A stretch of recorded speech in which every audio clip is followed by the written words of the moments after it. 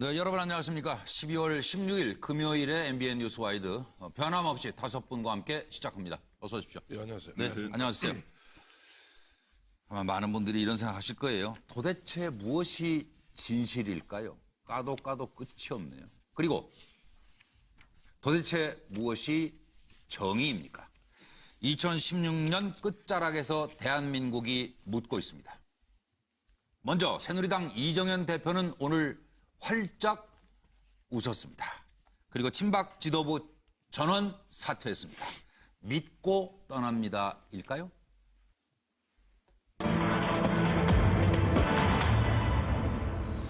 새누리당 원내대표의 친박 정우택이 선출됐습니다. 비박이 패한 이유부터 좀 따져봐야 될 것 같죠? 이정현 웃음꽃 만발한 이유는 장 안 지져도 돼서 그래. 일까요? 아니면 대표직을 사퇴하지만 기분이 왜 좋죠? 이 결과 나오기 전의 사진이죠 이게. 예. 근데 이미 다 웃음꽃이 만발하고 계시네요. 정우택 좌파 집권을 막아낼 것입니다. 그리고 우리 흩어지지 말자 이렇게 강조했습니다. 나경원 변화 불씨를 만들지 못해 아쉽다. 탈당 논의를 아마 하게 되지 않을까. 친박 지도부 사퇴? 그래도 우리 편이 새 지도부. 사퇴해? 그래도 우리 편이 새 지도부니까 걱정 없어요. 이런 생각이실까요? 자, 야 3당은 친박 지도부와는 당분간 대화하지 않겠다. 친박이 수적 우위를 다시 한번 확인. 앞으로 새누리에 벌어질 일들은. 비박이 집단 탈당 분당으로 간다. 싸우면서 그래도 같이 간다.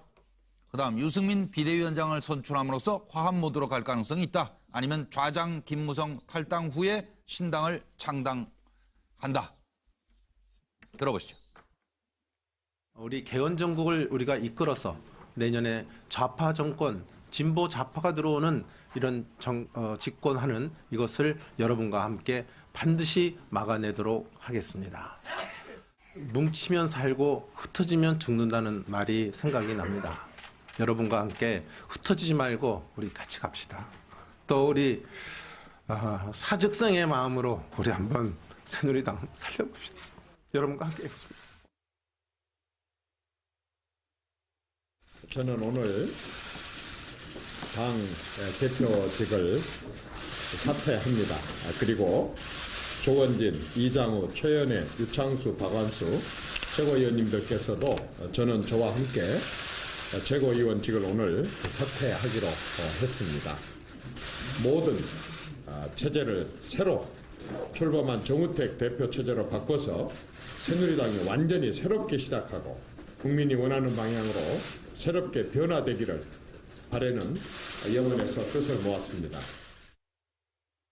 참 홀가분해 보이시네요. 이정현 대표가. 송국권 본부장부터 시작하겠습니다. 예, 일단은 그 친박계가 어떤 주도권을 쥐게 됐죠. 네. 지금 비대위가 구성돼서 비대위를 뭐 종독파나 비주류한테 준다고 하더라도 네. 일단 원내대표 그러니까 친박에서는 이 본인들의 결집력을 다시 한번 완전히 가시를 했습니다. 예. 아까 정우택 그 신임 원내대표가 뭉치면 살고 흩어지면 죽는다. 이거 당에다 대고 한 이야기지만은 예. 내부적으로는 친박이 그런 생각인 것 같아요. 예. 그러니까 탄핵에 반대했던 56명 그리고 그다음에 오늘 나경원 정우택 네. 그 원내대표를 찍은 62명. 이 친박이, 네. 일단은, 나중에 당이 분열이 되더라도, 네. 일단은 우리가 이것을 당의 주도권을 가지고 있자는데 완전히 뜻을 다 모은 것 같아요. 예, 그러니까 예. 정우택 원내대표 같은 경우에 친박 중에서도, 네. 얼마 전에 서울역에서 박사모 촛불 집회할 때, 박사모 집회할 때, 네, 네. 그때 가서 연설을 했어요. 그때 보면 대통령 권력을 찬탈하려는 업무를 막아야 된다. 이런 말을 했습니다. 그러니까 친박계 중에서도 아주 강성이죠. 예, 그렇네요. 그러니까 정우택 원내대표를 내세워서 친박계는 계속 당을 장악하려는 그런 움직임이고 네, 마무리. 거기에 비해서 비주류는 예. 어떤 중심축이 없는 거죠. 예, 없죠. 예. 없기 예. 때문에 결국은 이번 경선에서 졌다. 네. 이렇게 봅니다. 알겠습니다. 차명희 전 의원님. 이제 현재 친박이 사실 숫자가 많잖아요. 네. 그렇죠. 그걸 이제 보여준 거예요. 혁신과 통합이라는 그 단체의 멤버 62명인데 이번에 정우택 대표가 받은 표가 62표예요. 예. 이제 그러면은 이 사람들은 무슨 생각을 하는 걸까? 예. 이 사람들도 현재 자기네들이 여러 가지 문제가 있다는 건 알아요. 예. 아는데 딱 이 사람들이 갖고 있는 장점이 하나 있죠. 지금 대한민국이 뒤집히지 않는 한 3년 동안 이 사람들은 월 1,200만 원의 세비를 계속 받아먹을 수 있어요. 그리고 3년이 지나면 이 세상이 어떻게 돌아갈지 모르는 거예요. 그때는 지금 그때 우리나라가 지금 지난 3년을 생각해 보세요. 얼마나 많이 변했어요. 그때 가서 볼 일이고. 이분들은 네. 3년 동안 일단 계기가 뭐죠? 낙지 같은 사람들이에요, 전부 다. 지구가 세 바퀴 도는 동안 낙지같이 딱 붙어가지고 안 떨어지는 거예요, 지금. 네, 황탄 평론가. 세 가지죠. 네.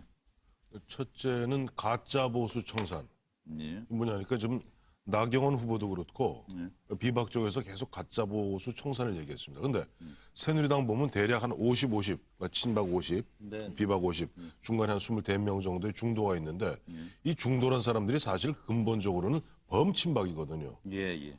그 범친박은 너 참 가짜 보수고 너 척결한다 그러면 가만히 있을 사람이 어디 있습니까? 예, 예.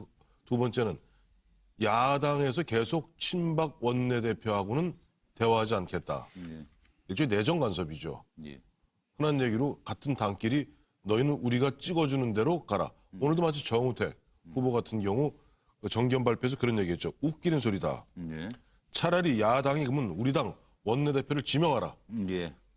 이런 식의 어떤 자존심 상한 부분이 있었을 거예요. 예. 세 번째는 아마 보면은 나경원, 그다음에 김세연, 예. 조의 전투력에 대해서 좀 갸우뚱했을 겁니다. 의원들이. 예. 그런 복합적인 요소가 작용했다. 그 두 분들이 보면 이른바 웰빙 정당, 네. 새누리당을 가장 대표하는 그야말로 좀 2세, 2세 정치인들이거든요. 그러니까 예. 그런 부분들이 종합적으로 겹치면서 또 한 가지 거기다 조금 네, 마무리. 예. 이현재 예. 정치의장 같은 경우는 사실 얼마 전에 탄핵할 때 탄핵 찬성 쪽으로 돌아섰던 커밍아웃을 했던 의원이에요. 예, 예, 예. 그러니까 이러한 부분들이 복합적으로 작용하면서 예. 비박이 친박한테 졌다.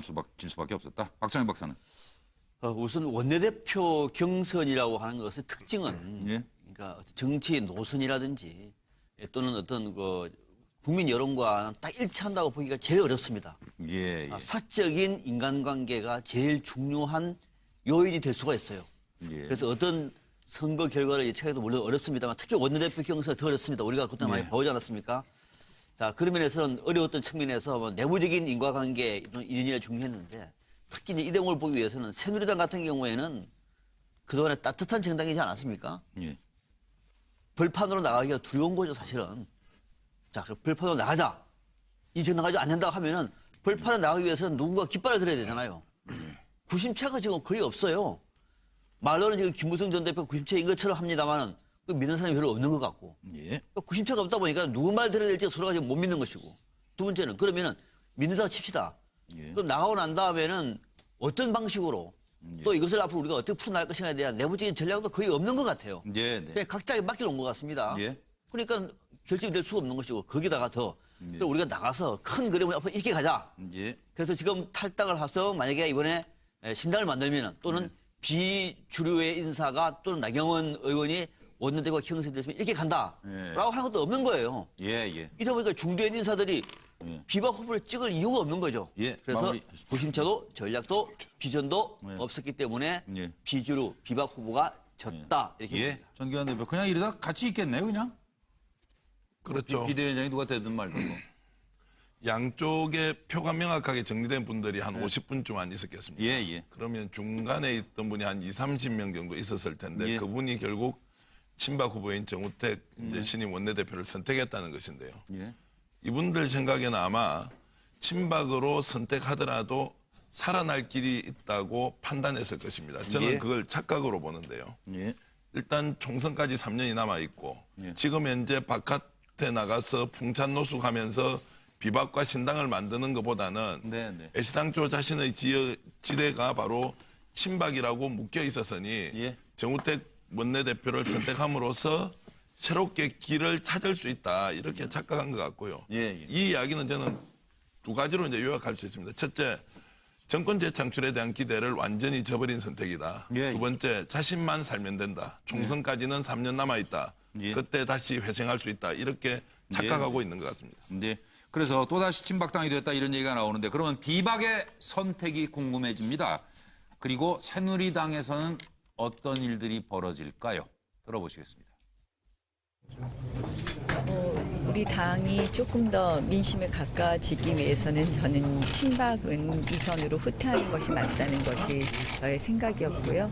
그것이 국민의 생각 아닐까 이렇게 생각합니다. 할당이나 이런 것도 좀 선택지에 있는 건가요? 일단 일단 논의해 보겠습니다.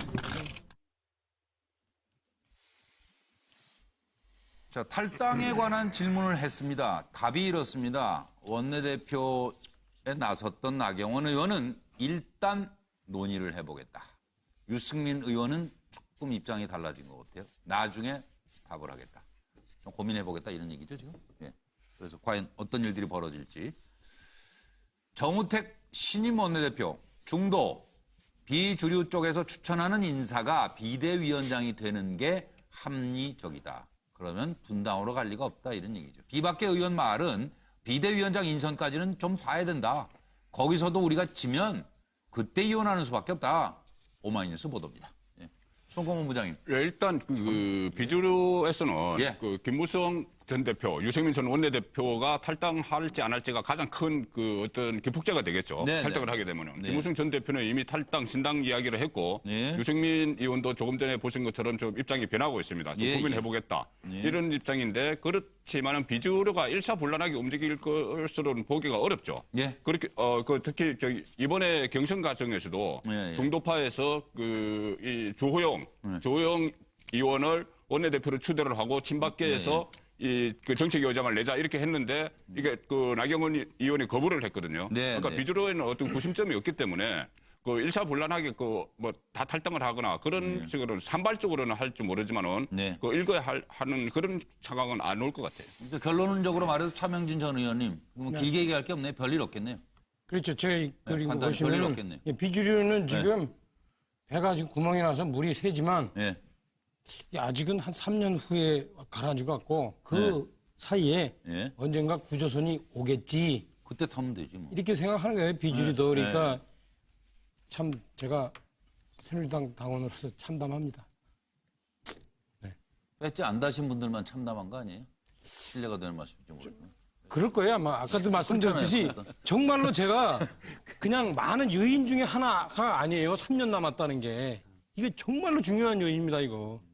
뭐가 중요해요? 배지가 앞으로 3년 남았다는 게 3년 반이나 남았어요, 네, 사실은. 3년 반 남았다는 게 새누리당 의원들의 행동을 결정하는데 제일 절대적으로 중요한 요인이 되는 거예요, 지금. 다 뭐 그 시간인데요, 뭐. 그렇죠. 네. 시간 싸움인데. 네. 황탄 또다시 친박당 비박의 선택은요. 판넬은 이렇고요. 예. 좀 가장 궁금하시게 생각하는 부분. 예. 분당은 없다. 예. 분당은 없고 예. 김무성 전 대표 입장에서는 분당의 기회를 놓쳤어요. 며칠 전에 있었어요. 예, 뭐 그건 그렇게. 아니 이진권 윤리위원장이 그 당시 보면 친박계 지도부가 아주 무리하게 8명 그 윤리위원 갖다 추가로 막 선임하고 난리가 나지 않았습니까? 그때 만약에 김무성 전 대표가 유승민 의원하고 이게 다툴 게 아니라 본인이 이게 무슨 헛일이냐라고 하면서 먼저 차고 나갔더라면은 모르겠어요. 물꼬를 틀 수 있을지 지나간 얘기 모르겠으나 할 거 없고요. 그 지나간 얘기도 지나간 얘기 할 복귀를 거 해봐야 돼요. 그래도 복귀를 좀 하셔야죠. 그래서 보면 지금 하는 건 중도 성향 비대위가 구성될 겁니다.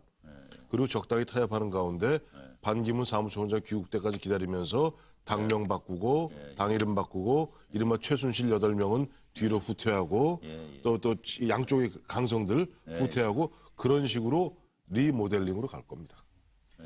친박 세력은 이렇게 갈 것 같아요. 친박 세력은 당장 아마 어쩌면은 이번에 우리도 당명 또 한번 바꿔보자. 뭐 칼라 바꾸자. 그리고 이제 친박 핵심 인사들은 이 순으로 물러나겠죠. 그렇게 보도론 거 보니까 한일 간은 협력이 잘 되고 있네요. 지금 한국과 일본은. 첫 북핵 정보도 공유했다 그런 소식이 들어왔습니다. 근데 새누리당은 이 협력이 잘 안 될 가능성이 있어 보여요. 저는. 예. 그래서 이제 친박은 리모델링 쪽으로 가겠죠. 아마 대대적으로 갈 가능성이 많습니다. 모양새를 위해서. 그런데 예. 비박 쪽은 저는 신당 창당할 것 같아요. 규모의 문제가 남았습니다. 규모. 뭐 대거 한 50명 정도가 이탈돼서 그건 아니라고 하더라도 아마 김무성 전 대표를 비롯해서 상당수 잘하면 교섭단체 정도까지는 신당 창당에 나서지 않겠느냐 저는 그렇게 예상합니다. 뭐 조금 책임질 수 있는 예상만 하세요. 여기서는 절대 없다는데 왜 박홍 박사는? 아니, 그건 관점의 차이고. 그래요? 관점의 차이인데. 두고 버리네요, 정말. 아마 당내에서 이대로 가면은 어쩌면 대선도 그래요? 제대로 못 치른다라고 하는 판단이 넣을 수밖에 없는 것이고 그렇죠. 또 대선 때문에. 비대위도 예. 비박계 쪽에서 당선될 가능성이 별로 높아 보이지 않아요. 예. 그러면은 비박은 선택의 여지가 없기 때문에 반기문 총장 저기 안 간다고 그러고. 안 가겠죠. 그러면은 뭐 신당 창당 규모의 문제 남았습니다만 예, 신당 알겠습니다. 창당 쪽으로 상당히 네. 무게가 쏠릴 것이다. 네. 이렇게 예상. 전기현 위원님. 저는 물어뜯기 3류 드라마가 이제 지금부터 한 2달 정도 갈 것이라고 보고요. 예. 그런데 그 드라마의 결과는 나와 있습니다. 예. 비박이 이길 수가 없습니다. 일단 네. 전투력 면에서 알겠습니다. 친박을 이길 길이 없기 때문에 결국 비박은 죽고 대선은 망한다. 그러면 지금 이 순간에 김무성 대표를 비롯한 비박 진영은 어떻게 해야 되느냐. 예. 빨리 박차고 나와서 신당 만들어야 되는데 예. 숫자 20명에 목숨 걸 필요 없습니다. 정말 봉합이 아니라 새롭게 재탄생하는 것이 보수의 목표라면 네. 새누리당이 갖고 있는 자산에 대해서 기대 걸지 말고 정말 풍찬 노숙한다는 생각으로 길거리 나와서 국민들 상대로 승부 걸 기회가 왔다. 김무성 대표부터 빨리 탈당하고 신당 만들어야 됩니다. 네. 새누리보다는 아마 이게 더 궁금할 것 같아요. 성형외과 쪽이. 그런데 도대체 성형외과에서 무슨 일이 있었던 건가요?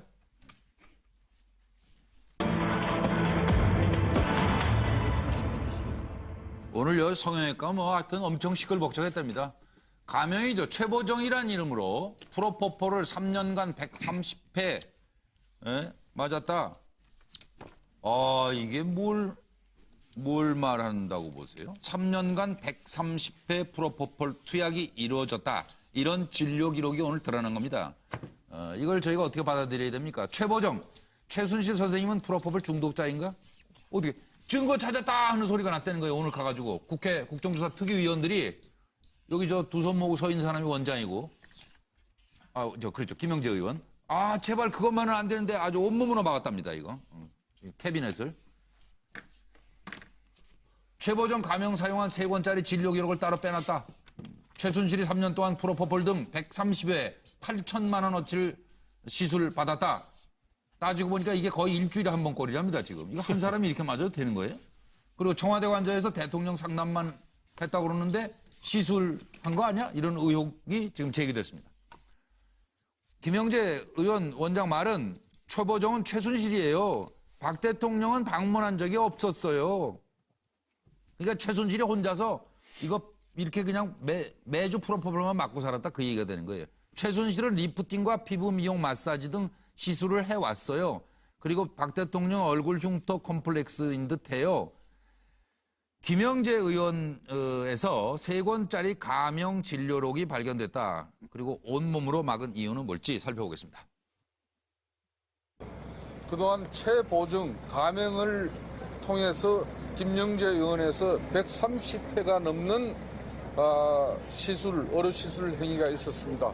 물론 거기에는 프로포폴이 사전 투여되고 시술이 있었죠. 그렇게 해서 사용 지출된 의료 비용이 8천만 원이 넘습니다. 그 8천만 원이 넘는 의료 시술 비용을 전부 현금으로 결제가 이루어졌다는 사실을 확인했습니다. 김영재 의원의 그 소위 업무실장 처제라고 합니다. 그리고 오랫동안 근무한 그 간호사의 진술에 의하면 장모가 오셨고 PRP 시술 받은 게 맞다라고 진술합니다. 근데 그 부분과 관련해서는 진료 차트를 현재 우리 남아 계신 의원님들이 지금 확인을 하고 있습니다. 그래서 뭐 단정적으로 그것이 확인됐다라고 단정적으로 얘기하기는 아직은 조금 이르다고 생각을 합니다. 자, 최보정이라는 가공인물, 아까 최순실이라고 그랬죠? 네. 그런데 이 가명도 쓰고, 그러면 생년월일은 정확히 기입해야죠. 그것도 불러주는 대로 했기 때문에 사실은 최순실이 불러줬습니까? 네, 본인이 그 진료 최순실 차트 본인이 1956년 2월 2일 생이라고 불러줬어요? 네. 최순실 생일이 이 날짜가 아닌 거 모르시죠? 네, 몰랐습니다. 어저께 방송 보고 알았죠? 어저께 대통령 생일이 2월 1일이라는 거 아세요? 아니, 몰랐습니다. 제가 참 너무나 이 사실을 보면서 최순실이 얼마나 대통령을 우습게 알았는지, 자기가 가명으로 이름 쓰고 생일 거짓으로 얘기할 때 대통령 생일과 혼용했었어요. 이건 우연이 아니에요, 이건. 자, 그 5번 갔다고 칩시다. 5번 모두 아내랑 갔습니까? 예, 진짜예요? 예. 6시 그 자, 그러면 그 한두 시간 동안 대통령이랑 무슨 얘기를 나누셨어요? 거의 뭐 늦게 들어오는 경우가 많으셨습니다. 일이 안 끝나서. 그래서 무슨 얘기 나누셨어요? 그냥 그 전에 뭐 피부 트러블 있으면 그런 건 이제 여쭤보고 그다음에 색조 화장품을 사가면 그거에 대해서 이제 와이프가 설명을 많이 해줬습니다. 그러니까 그럼 피부 상담하고 화장 상담만 했어요? 5번 모두? 거의 뭐 예, 그런 쪽으로. 예. 참 원장님도 할 일 없으시고 대통령도 할 일 참 되게 없습니다. 예? 왜 원장님은 돈을 많이 버셨겠는데 저거 다 비급이 아니에요, 송구만 부장님. 그렇죠. 비급여니까는 예, 그 건강보험 심사평가원 보고 안 되고. 예, 보고 안 되고. 그래도 이 그 생년월일을 허위로 기재한 것은 의료법 위반이죠. 그 이름 그 감명을 한 거. 그러니까 최순실 씨가 3년 동안 136차례라고 그래요. 136차례에서 8천만 원 쓰고 이것은 최순실 씨 본인 뭐 문제니까는 그거는 별로 뭐 상관할 바 아닌데 이것을 최순실 씨 본인 문제라고요? 최순실 씨가 자기 돈 가지고 자기가 뭐 한 거니까. 그걸 어떻게 알아요? 이름은 최보정인데? 일단 보정하러 온 사람은 다 최보정인가? 한 사람인지. 그러니까는 그런 의문이 제기되도록 만든 것이죠. 그러니까요. 최순실 씨가 김영재 원장을 대통령에게 소개를 했고 최보정이라는 이름 안에 2월 2일 그 박근혜 대통령의 월일이 들어가 있으니까 이런 그 의혹이 오히려 증폭되게 만들고 심지어 뭐 세월호 7시간까지도 어떤 뭐 성형 의혹 이런 것이 계속 제기가 되는. 이거 왜 못 없앴어요? 그냥 없애버리지? 어떤 걸요? 다 태워버리든지 진료 기록을. 진료 기록 그럼 프로포폴 이런 것은 프로포폴을 샀다 그거 쓴 것 투약한 때문에. 그 정빙 자료가 있었어야 되겠죠. 어쨌든 이것을 박 대통령에게 그 의사를 소개를 하고 그럼 뭐 저기 이런 의료 같은 것을 소개를 했기 때문에 이 의혹이 증폭되는 이런 그 부작용이 이런 폐단이 있었던 거죠. 저 차명진 전 의원님, 이거 압수수색을 안 해가지고 인제 와서 이 난리. 최순실 씨가 제가 볼 때는 선풍기가 몸에 2개 있었던 것 같아요. 이제 하나는 얼굴 선풍기. 옛날에 그 선풍기처럼. 그렇죠. 또 하나는 부작용 나. 가슴 선풍기. 그렇죠? 가슴. 아니 마음 선풍기. 마음. 예. 둘 다 중독이죠, 그렇죠? 네, 그런. 그게 이 130회 프로포폴 투약의 의미입니다. 그럼 프로포폴 정신으로 국정을 농단한 거예요? 헬렐레 해가지고? 이거 어떻게 본인이 가능해요? 이걸 의료업진에서 이걸 좀 밝혀줘야 돼. 이거 130가 불가능해. 제가 보기에는 한 사람이. 아니 근데 이제 매주 한 번씩 맞아가지고 어떻게 사람이. 이게 이제 40년 전에 박근혜 그때 영예 옆에서 새마음봉사단 뭐 대학생 뭐 무슨 뭐 대표라고 해가지고 따라다닐 때 그때 사진하고 비교해 보세요. 그러니까 이분이 저는 이런 생각이 들어요. 저 곱게 늙는 것을 저렇게 왜 거부했을까? 저렇게 탱탱한 얼굴이 왜 필요했을까? 그죠? 궁금하세요? 참 궁금하잖아요. 그리고 또 저러한 마인드를 박근혜 대통령한테 추천을 했으니 아이고 박근혜 대통령이 참 가슴이 아픕니다. 얼마나 신경을 많이 썼을까? 그래서 아파요. 제가 가슴이 아픕니다. 근데 원래 프로포폴 용도가 뭡니까? 그냥 수술할 때 마취하는 거예요. 그렇죠. 근데 어느 순간 보니까 한 작년, 재작년에 한창 그 당시 세상을 떠들썩하게 했던 유명 연예인, 여성 연예인들 보니까 프로포폴 중독이라는 게 있었어요. 그러니까 프로포폴은 원래 수술을 갖다 하기 위해서 마취하는 마취제인데 이걸 맞고 나면 그게 개운하다. 그런데 이런 이야기들이 돌면서 일종의 마약, 우리가 마약이라고 꼭 무슨 아편이나 이런 것뿐 아니라 헤로인, 향정신성 의약품이에요. 그래서 이런 것은 엄격하게 규제되는 것이고 아까 말씀하신 대로 대장에 기록을 해야 되는 것인데 저는 최순실이 최보정이라는 이름으로 136회 수술을 받았다 생각하진 않아요. 매주 어떻게 한 번 수술 받습니까? 다 죽지 사람이. 그게 아니라 아마 미루어짐작컨대 이것은 향정신성 의약품 과다진료, 즉 마약 중독입니다. 이거는 최소한 이 사실이라면은 사실이라면 마약 중독이기 때문에 이것은 이 특검에서도 이 부분과 별도로 어차피 보면 이제 김영재 그 의원에 대해서 다시 또 수사할 거 아니에요. 지금 출국 정지 시켜놨으니까 이러한 부분도 추가로 최순실이 국정농단 플러스 마약 중독에 지금 혐의가 있다. 예. 그렇죠. 뭐 조사해. 밝혀 보셔야 될 겁니다. 그래서 이 프로포폴 같은 경우에는 이제 과다 치료하게 될 경우에는 목숨을 잃을 수도 있고 또 연예인들은 이것을 다량 여러 해 치료를 받아가지고 마약 사범으로 그럼 조사에 받은 경우도 있지 않습니까? 수신 내용이 저도 그 생각했는데 한 사람이 아닌 것 같아요. 그런데 이렇게 엄격하게 관리하는 향정신성 의약품 프로포폴을 3년간 130회? 평생 한 번도 만든 사람이 더 많을 텐데. 그러니까 최씨 일가가 맞은 거 아니에요? 3년간 130회. 일주일에 한 번. 일주일에 한 번을 한 사람이 맞고 온전한 정신으로 산다는 것 자체부터가 이건 신기한 겁니다. 그러니까 최씨 일가가 그냥 결과적으로 다 보정 이런. 결과적으로 최보정은 여러 사람일 수 있다. 130회 3년간 무슨 말이냐? 최보정은 한 사람이 아니다. 라고 하는 결론을 내렸습니다. 전 의원님. 저도 뭐 비슷한 생각인데요. 이게 사실이라면 중독자 아닙니까? 중독자는 제가 동그라미 했지만 보통 뭐 저런 걸 보고 뽕 맞고 하는 사람들 뭐 부르는 비속어 같은 게 있습니다.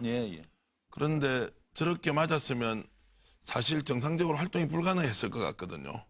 그런데 저렇게 활동을 한 것으로 봐서는 다른 사람이 있을 수 있다. 그리고 지금 구속돼 있는 상태니까 어떻게 했었든 간에 체포영장을 다시 발부받더라도 머리카락 뽑아서 검사 좀 해봐야 된다. 만약에 저 약에 노출이 되어서 중독 상태까지 가 있다면 지금까지 우리가 국정농단과 관련된 내용을 파악했던 것과 완전히 다른 무엇으로 일단 해야 되는 것이고요. 그리고 보통 병원에서 현금을 8천만 원 갖다 준다는 거는 김영재 원장과 도대체 어떤 관계이기 때문에 저분 세금 신고는 정상적으로 했겠습니까? 아니 다 그냥 카드 쓰거나 뭐 이런 건데 현금으로 1년치를 모아서 8천만 원을 갖다 줬다? 이것도 참으로 회개한 경우고요. 물론 이제 3년 동안에 뭐 8천만 원을 줬다는 것인데 그런 것들에 대한 의문을 1차적으로 풀어주는 게 중요하고 빨리 머리카락 뽑아야 될 것 같습니다. 그리고 저 의문의 김영재 원장이 그 가명 그 뭐 진료록인가요? 3권짜리 그걸 온몸으로 막았던 이유는 뭐라고 보시는지 짧게 말씀으로 좀 들어보시고 나서 듣겠습니다. 들어갈게요. 아니 이렇게 하지 마시고 앞에까지만 가겠다고요. 둘이 불만. 이 안에서 이제 무슨 일이 있냐면요. 그 4월 16일 날 장모님 차트를 저희가 보자고 했는데 저희 육안으로 봤을 때도 그 허리 무릎 그다음에 AM 9시 10분 이렇게 써 있는 볼펜 색깔이 다르고요. 그다음에 그 김이라고 사인을 했는데 그 4월달 전체의 차트의 그 김 사인하고 그날 사인이 달라요. 조작하려면 좀 정교하게 하지. 그래서 지금 윤석열 검사한테 전화를 해서 특검팀의 검사 한 분하고 수사관을 오셨으면 좋겠다 그래서 출발했다고 연락을 받았어요. 그래서 오실 거예요. 그리고 그거를 너무 지나치게 방어를 하고 못 만지게 해요. 그러니까는 그 막 지금 진땀이 막 다 나셨어요. 그리고 처음부터 캐비넷 여는 순간부터 지금 계속해서 제지를 하고 그래서 이제 박영선 의원님하고 저하고 계속 거기는 열어라. 그리고 4월 16일, 4월달 전부 주라. 그래서 4월 7일 지금 전부 그때 그것을 하니까 얼마 많지도 않아요. 여기는 뭐 하루에 한두 명 온다니까. 사람들만 하고. 그래서 이제 하는 말은 제가 캐비넷을 그거 주라고 그러니까 하는 말이 의원님 보시면 아는 사람들도 있어요. 이게 말이 됩니까? 제가 목포에 산 사람이? 여기 아니 뭐 이거 저 국조특위위원들 참 고생 많네요. 청와대 가서는 뭐 문전박대 당하고 들어가지도 못하고 오후에. 일단 그러니까 그 야당 의원들이 주장하는 것은 4월 16일 날 장모를 진료한 게 아니고 그 청와대 들어가지 않았냐 그런 의혹 제기죠. 네, 그렇습니다. 그런 의혹 제기인데 그 실제로 뭐 그런 부분 때문에 그 막았는지는 모르지만은 저는 그 가능성보다는 일단은 이 자체가 가명 자체가 의료법 위반이고 또 그 상당히 이 저명의사들이 많이 가는 것 같아요. 의원님들이 보시면 아는 분들도 계시고 하니까 좀 제발 좀 보려고 하지 말라 그랬다면서요. 이제 그런 차원으로 저는 이해를 하는데 그 김영재 원장이 4월 16일 당일 행적에 대해서는 또 여러 가지 의문들이 의혹들이 또 불거졌기 때문에 맞아요. 그것도 이번 뭐 특검에서 다 수사를 해야 되겠죠. 그리고 넘어가요. 차 의원님? 저는 뭐 간단합니다. 아마 저 자료에서 그 국조위원들이 원하는 사람들을 찾아내기는 어려울 거다. 이미 제가 볼 때는 저 자료 가지고는 어려울 거다 하고 다만 제가 예상컨대는 앞으로 이것이 어떻게 파장을 일으킬 거냐. 국세청에서 당장 올 겁니다. 김영재 씨한테. 국세청에서. 예. 당신 이 제출한 거하고 다르잖아. 어떤 돈이 최보정이라는 사람한테 돈을 8천만 그 원. 3년간 무슨 8천만 원 받았다며 우리한테 전부 거하고 딱 신고는 전부 8천만 원이라며 네. 바로 갈 겁니다 아마. 네. 근데 최보정만 가명 쓰진 않았을 거예요. 여러 사람들이 가명을 썼을 거고. 아니 저기는 왜냐면 의료보험이 되는 데가 아니기 때문에 의료보험 하는 데가 아니거든요. 무조건 다 가명일 거예요. 무조건 가명으로 그래야지 유명인들의 그것도 뭐랄까 그 신원을 갖다 보장해주기 때문에 이 사람 저 사람들을 다 보면 써놨고 이른바 현금 거래 아니에요. 아까도 보면은. 그러니까 뭐 최보정, 김보정 최보정, 김보정, 손보정, 별 보정이 다 있을 겁니다. 그런 삼천리지 뭐. 그러면서 그 모든 거래를 갖다 현금으로 했다는 것은 거의 99% 탈세. 최쌍꺼풀, 뭐 이렇게. 최이빨. 여기 턱 뭐 이렇게 해가지고 그렇지. 다. 예, 자기들만 하나 은어로. 그리고 왜냐면 전 돈도 안 내는 데고 환자의 어떤 뭐 여러 가지 유명세 이런 거를 생각해서 다 연예인들도 많거든요. 정치인들도 있어요? 있을 겁니다. 예. 그래요? 예, 그럼요. 우리 텔레비전에 나오는 정치인 너무 아는 척하지 마세요. 어디 한 줄 알아요. 오해받아요. 저는 짜글짜글하죠. 텔레비전에 나오는 그 정치인들 여성 정치인들 같은 경우는 특히 보면은 2011년 제가 더 얘기하면 좀 서울시장 선거할 때 그때 보면 또 당시 나경원 후보가 좀 말리지 않았어요? 그런 일들이 많기 때문에 사실 그 입장에서는 통으로 지금 장부를 다 보여달라고 그러는 거니까 어렵죠. 막을 수밖에 없죠. 그것보다도 자신이 그동안에 얘기하지 않았던 진실들이 드러날까 봐서. 그러니까요. 당장 지금 탈세 얘기하고 넣을 겁니다, 이제. 안 드러났으면 현금 좋겠는데. 한 사람한테만 8천만 원인데 100명 있으면은 얼마입니까? 8천만 원. 80억. 이거 다 신고했을까요? 그 문제도 있는 것이고 또 혹시나 차트를 보면 앞서 얘기했다시피 이거는 급하게 그냥 짜맞춘 걸 수도 있을 수 있잖아요. 이거 들통나면 안 될 텐데. 또 하나. 이름은 최보정 했는데 최보정 옆에서 가로해가지고 최순실 또는 뭐 최순덕 또는 뭐 누구 고모 이렇게 또 될 수도 있는 거예요. 이거 드러나면 안 되잖아요. 어떻게 해야 돼요? 온몸으로 막는 겁니다 지금. 저는 그것이 더 가능성이 높다고 봅니다. 예, 정기환 의원님도 말씀. 뭐 앞뒤가 아무리 다르다고 하더라도 저분이 억가덱을 나오고 히포크라테스 선언을 했더라면 기본적으로 법과 원칙이 무엇인지에 대해서도 잘 아실 거고 특히 박근혜 대통령이 가장 강조했던 것이 법과 원칙인데 그 기억에 없습니다. 배우 인물이라는 최순실 씨가 와서 했을 때 최소한의 그런 법적 감각은 가지고 있어야 되는 것 아니냐. 도대체 저분이 어느 정도의 진실을 지금 숨기고 있기 때문에 저렇게 온몸으로 막았을까. 청문회장에서 나와서 밝혔던 것도 우리가 그냥 보더라도 저분이 뭔가를 크게 숨기고 있고 순간순간 상황을 모면하기 위해서 말을 한다는 걸 알 수 있었는데 실제 저분 뒤에 숨어 있는 것은 우리가 생각지 못하는 훨씬 더 많은 공정과 절차와 또 숨겨진 베일이 다시 있을 것이다. 철저하게 파헤쳐야 한다고 생각합니다. 네, MBN의 뉴스와이드 생방송으로 진행해드리고 있습니다. 6시 33분을 지나고 있네요. 최순실은 결국 뭉개기에 실패했습니다.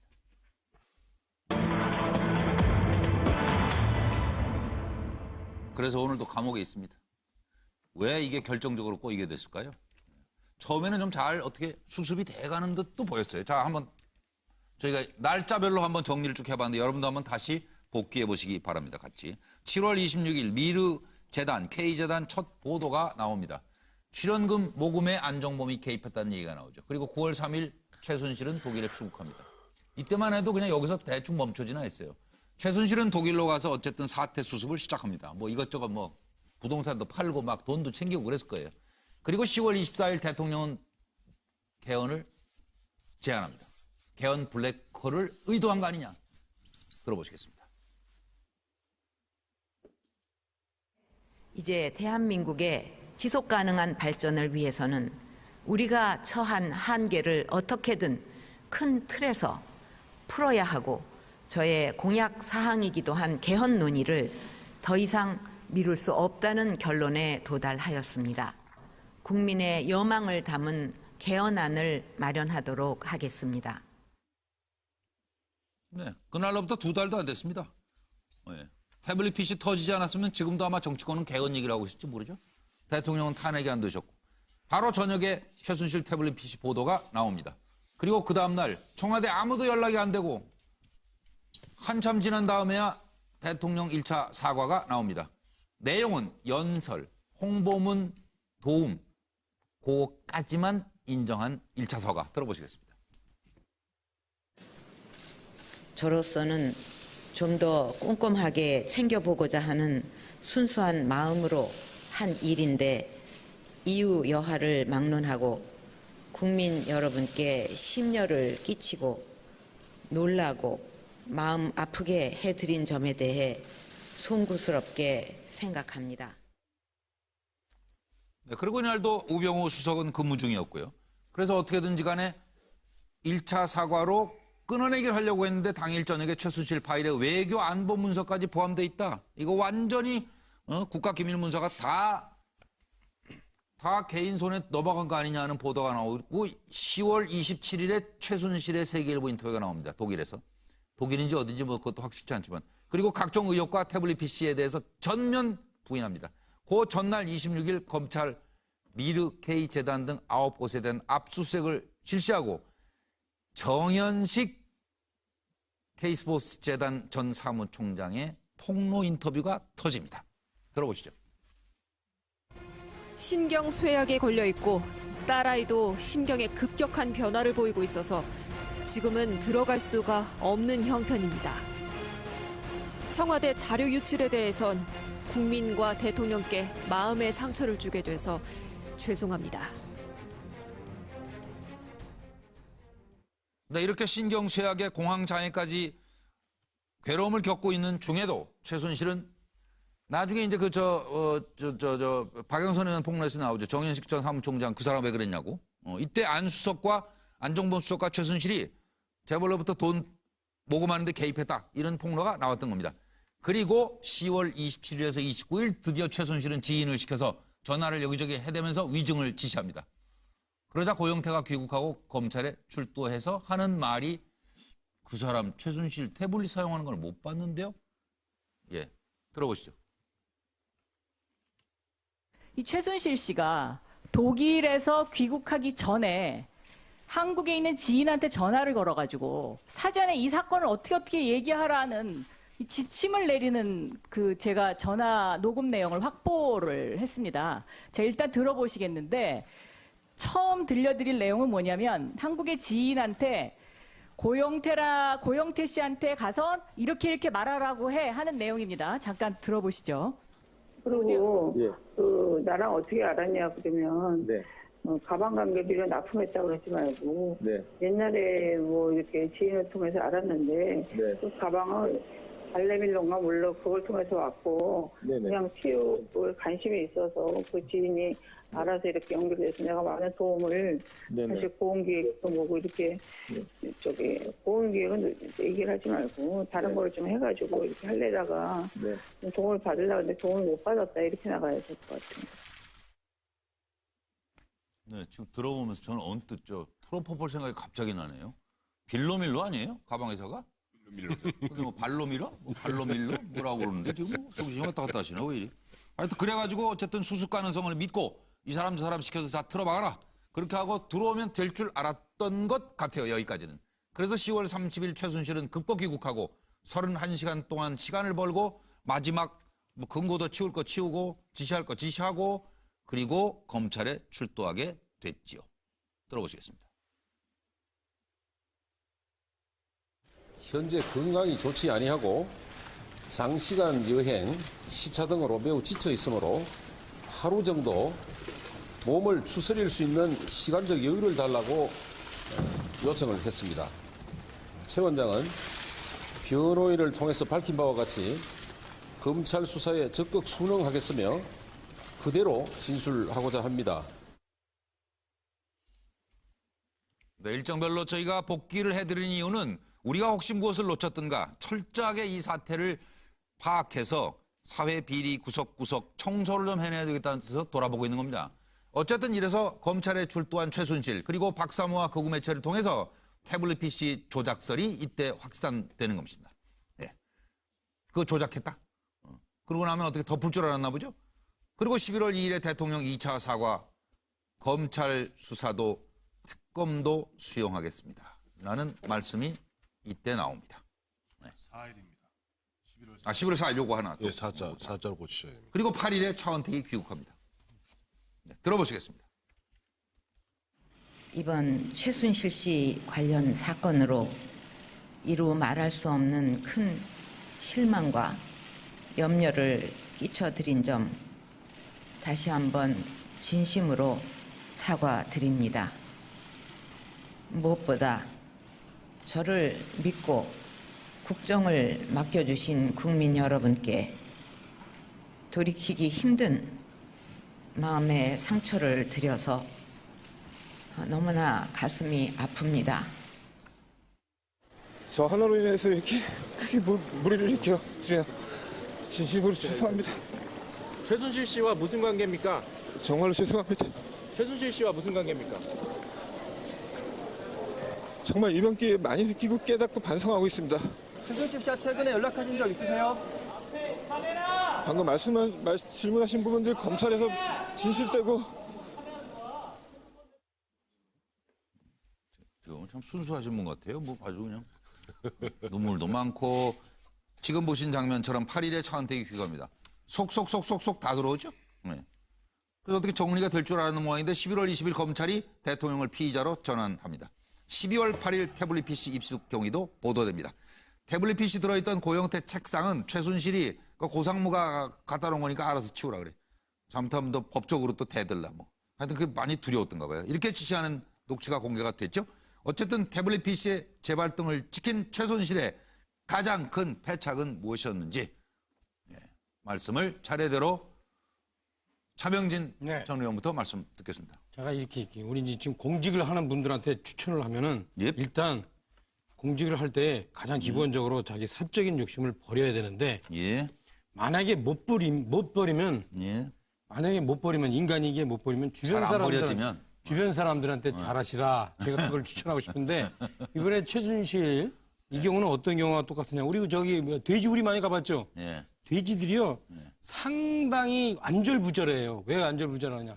자기들이 싸질러 놓은 그 분뇨 때문에 돼지들이 아주 그냥 안절부절하거든요. 은근히 깔끔한 동물이에요. 네. 이 경우도 저는 그렇게 생각해요. 최순실 씨 이분이 참 감히 이제 국정을 농단하려고 그런 것도 잘못이지만 제가 가만히 보니까 이분이 결정적인 패착은 뭐냐? 태블릿 PC 고용태 씨가 그걸 가지고 있을 정도로 그 최순실 씨가 그걸 기억을 못하는 이유는 너무나 가까이 있었다는 거야. 그러면서 고용태 씨한테 막대했다는 거예요. 그다음에 정호성 씨의 녹음 테이프? 기왕이면은 그래도 청와대에 있는 사람한테 좀 순순하게 좀 조심조심 얘기하든가 막 그냥 막 해대니까 이게 이제 남는 거예요. 그래서 결정적인 실수는 제가 볼 때 악마에는 디테일에 있었어요. 디테일에. 그러니까요. 저기서 저렇게 뭐 당할 이렇게 줄은 몰랐어요. 거창하게 뭐 일정 얘기하실 필요 없이 최순실 씨가 좀 자기 주변 정리 좀 잘 했으면 제가 볼 때는 이게 그냥 역사 속으로 묻혔을 수도 있어요. 최순실의 그 국정농단이. 자기 평론만 하지 왜 남이 열심히 설명했는데 뭐. 거의 뭐 비슷하니까 제가 받을까요? 그러니까. 너무 거창하셔가지고 제가 볼 때. 비슷합니다. 그러니까 지금 질문의 핵심이 뭐냐면은 뭉개려고 했던 최순실이 결정적으로 꼬인 게 뭐냐? 기계 하나, 사람 하나 때문이다. 기계는 태블릿 PC. 그리고 이거는 어쩔 수 없는 겁니다. 그다음에 모든 사건에 봤다는 고영태와의 불화에서 시작된 거예요. 물론 또 고영태와의 불화는 또 퍼피가 나오니까 그래도 또 멀리 갑니다만 아무튼 고영태와의 불화 속에서 그때부터 고영태는 이미 작정을 하고 뭔가를 준비를 했고 제대로 관리가 안 된 거예요. 사람이죠. 태블릿 PC는 여기서 나온 거고 그래서 기계 하나, 사람 한 명 때문에 사태가 여기까지 왔다. 태블릿 PC 플러스 고영태. 저도 그 태블릿 PC 하나는 주변 그 관리를 잘못했다는 건데 주변 가지고 고영태 씨뿐이 아니고 뭐 저기 이성한 전 미래재단 사무총장 또 뭐 정현식 전 K스포츠재단 사무총장 전부 다 그러니까 이게 어차피 그 불순한 의도로 만난 사람들이라서 역시 뭐 의뢰 같은 게 없는 것이죠. 자기한테 자기가 불리하면 바로 그냥 뭐 다 이야기하는 그런 상황을 만들어 놓은 것이고 거기 더해서 또 박영선 의원이 그 폭로한 그 녹취록 이것도 분명히 내부에서 나왔을 거거든요. 그 최순실 씨 주변에서 왔겠죠, 그게.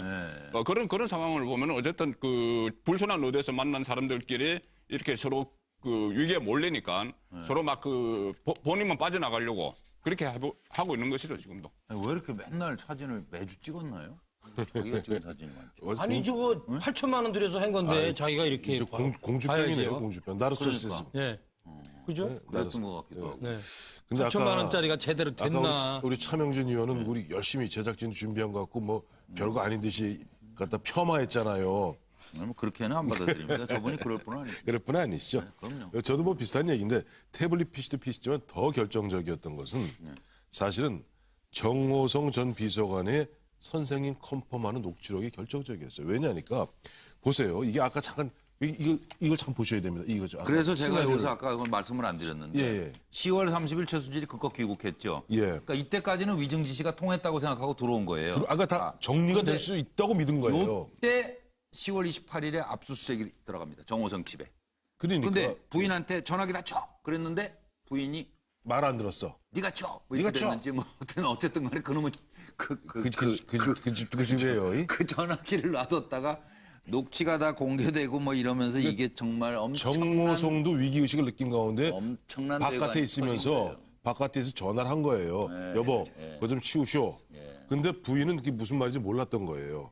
놔뒀는데 어쨌든 잘 보세요. 이게 굉장히 중요한 게 이것이 대통령이 개헌 제안을 하고 1차 사과하는데 1차 사과 아시겠습니다만 1분 40초짜리입니다. 이거 별 내용 없어요. 어때? 별 내용 없어요. 그냥 뭐 내가 그냥 순수한 마음으로 그냥 내가 집권 초기에 조금 도움 받았다. 이게 다입니다. 네, 그리고 청와대 보좌 체계가 완비된 후에는 그 사람 근처에 안 왔다. 이렇게. 그다음 27일 날 이 저기 세계일보에 나올 때부터는 최순실 딱 잡아뗍니다. 나 공황장애예요. 못 가요. 그 28일 그 다음 날 이경재 변호사는 다시 한번 컨펌을 합니다. 그리고 그날 들어오기 어려울 것 같다고. 그리고 그날 저녁에 박근혜 대통령 수석 비서관들에게 일괄 사표 내라고 지시합니다. 네.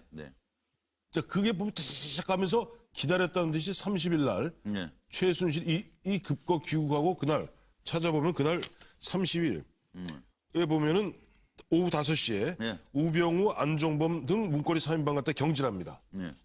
그러니까 그때까지만 해도 어느 정도 선에서 막을 수 있다고 생각했던 거예요. 1차 정리 수순에 들어갔어요. 들어간 거예요. 자, 이건 다 1차 정리 들어가고 박근혜 대통령은 순수한 마음으로 좀 했는데 밑에 보면 밑에 이른바 최순실 또 주변에 사기꾼들이 좀 모여서 뭐 해먹으려고 그랬던 것이다. 라고 얘기하고 안종범 선에서 끊고 하려고 그랬는데 어머머 거기 보니까 선생님 컨펌이 나오네. 그럼 누가 대통령이야? 거기서 시작한 거예요. 거기서 이미 검찰이 이제 거기서부터 이제 완전히 결판이 난 거예요. 네, 검찰이 이제 뭐 그냥 마구 치고 나오기 시작한 거예요. 그리고 11월 20일 대통령을 피의자로까지 전환하니까 사상 누각이다. 대통령 검찰 도저히 못 믿겠다. 그래서 수사 못 받겠다. 그러다 이제 탄핵으로 온 거예요. 근데 잠깐만요. 아니 그런데 그 박영선 의원이 튼 녹취록에 의하면 그러잖아요. 고한테 얘기해서 고원기획 얘기하지 말고 응?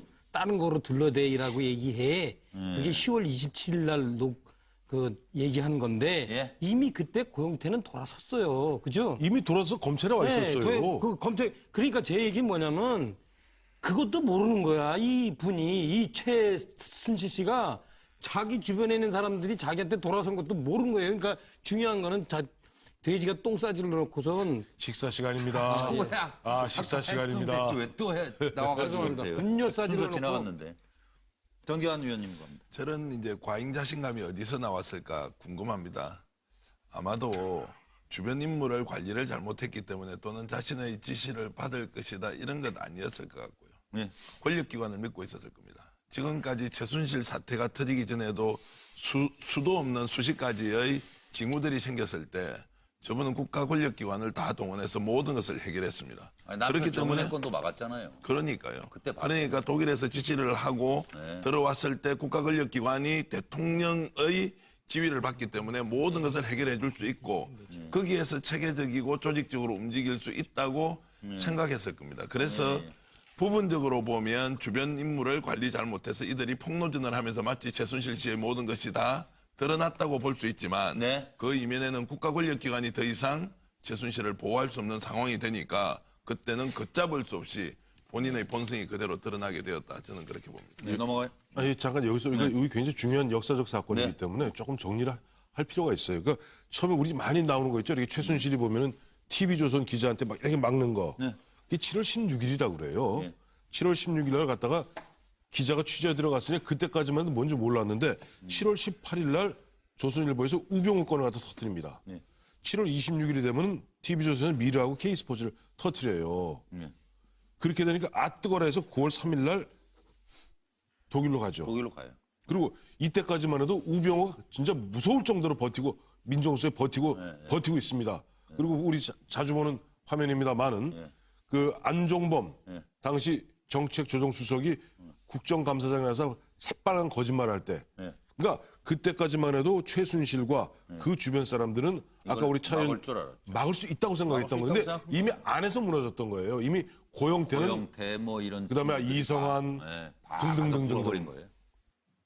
안수석이 시켰대요. 뭐 이러면서 다 가서 불어버렸어요. 그리고 뭐 30cm짜리 뭐 두께의 말이야 서류를 들고 국정 보고하러 왔었대요. 뭐 이러는 바람에 사태가 이렇게 됐고 최순실이 수차례에 걸쳐 폭로를 왜 못 막아? 폭로를 왜 못 막아? 어떻게 얘기를 좀 짜보라고 이렇게 지시한 후에 급거 귀국합니다. 그리고 31시간 동안 행적, 거의 잠적이라고 봐야죠. 그 당시에 무엇을 꾸몄을까를 잠깐 짚어보겠습니다. 이유는 왜 그랬습니까? 책상은 왜 남겨놓은 거예요? 책상을 놔두고 나온 이유는 그 최순실 씨 지시였습니다. 그러니까 그 당시에 이미 최순실 씨와 고영태 씨가 사이가 안 좋은 상태였기 때문에 그거는 고상무 알아서 하게 놔둬라. 지가 알아서 하게 놔둬라. 괜히 건드려서 그거를로 또 괜히 무슨 법적인 걸로 걸고 넘어질 수 있으니까 본인하고 이제 사이가 안 좋아진 후니까요. 최근에 종편에서 문제가 됐던 그 태블릿 PC를 보신 적이 있습니까? 네. 그 말씀은 그 태블릿 PC가 이번에 종편에서 문제가 됐던 그 PC가 맞습니까? 그건 저도 확실하게는 모르겠습니다. 근데 제가 봤던 PC가 종편에 공개됐던 PC라고 그 추정을 하는 이유는 그 태블릿을 고영태 씨가 이제 들고 다녔었고 저한테 충전기를 사오라고 시켰었습니다. 그래서 제가 충전기 아무거나 꽂으시면 되지 않냐 얘기를 했더니 그 충전기가 아니다. 그 일반 충전기가 아니다. 그러면서 보여주길래 그거에 맞는 충전기를 사오라고 저한테 했었고요. 옛날 구형이었던 네, 그래서 거죠? 보니까 그 핀이 예전 거였고요. 최순실이 컴퓨터를 쓰는 걸 본 적 있어요? 태블릿 PC 같은 거? 정확하게 태블릿 PC를 쓴 적은 본 적은 없고요. 컴퓨터를 쓰는 거는 태블릿 PC는 네. 최순실이 사용한 것 같아요, 아닌 것 같아요? 정확하게 제가 그 태블릿 PC를 정확하게 말씀드리면 그런 걸 사용을 못하는 사람으로 제가 알고 있습니다. 예, 뭐 31시간 행적도 말씀 못 하셨으면 보태주셔도 되고 사실은 최순실 사태를 촉발한 이 고영태가 최순실이 태블릿 PC를 쓸 줄 뭐 정확하게 말씀드리면 뭐 모른다 이렇게 얘기하는 속내가 뭐예요? 예? 박건영 전 그 K스포츠 과장은 태블릿 PC 고영태가 들고 다녔다고 증언했잖아요. 청문회 나와서. 그렇죠. 네. 그러니까 이 태블릿 PC가 그 언론사로 넘어가게 된 과정에서 여러 가지 그 언론사에서는 그 방송사에서는 그 설명을 했지만은 그 밖에 여러 가지 뭐 말들이 나들죠. 맞아요, 예. 그러니까 이 태블릿 PC 여기에 대해서는 고영태 씨가 뭔가 그린 구석이 있습니다. 태블릿 PC와 관련해서는 말 못하는 게 있어요. 그렇기 때문에 그렇게 말이 왔다 갔다 하는 것이고 조금 전에 그 최순실 그 폭로 왜 못 막아 급거 귀국 31시간 행적 이것을 저는 보면서 그때 그 귀국하는 과정에서 시나리오가 다 있었던 것 같아요. 미리 국내에 다 전화를 하고 다 정리를 됐다고 생각하고 본인은 그 들어와서 또 할 일이 있었겠죠. 그 할 일이 있었는데 이게 그러니까 그때 정윤회 리스트 파문 때처럼 이게 깔끔하게 정리를 해줄 줄 알았죠.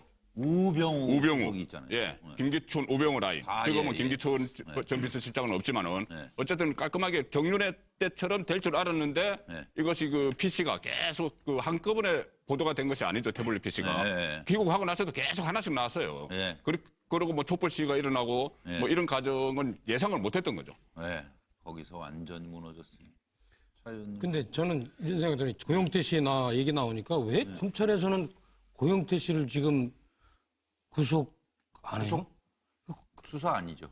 그러니까 실제 현재 언론을 통해서 입건도 안 됐어요. 청문회를 통해서 본 국민들은 제가 볼 때는 아마 중학생들도 저하고 똑같은 생각할 거예요. 그러니까 검찰에서 이번에 잘하셔야 돼요. 검찰이 소위 국민들한테 플리바게닝이 뭔지를 지금 가르쳐주고 있는 거예요.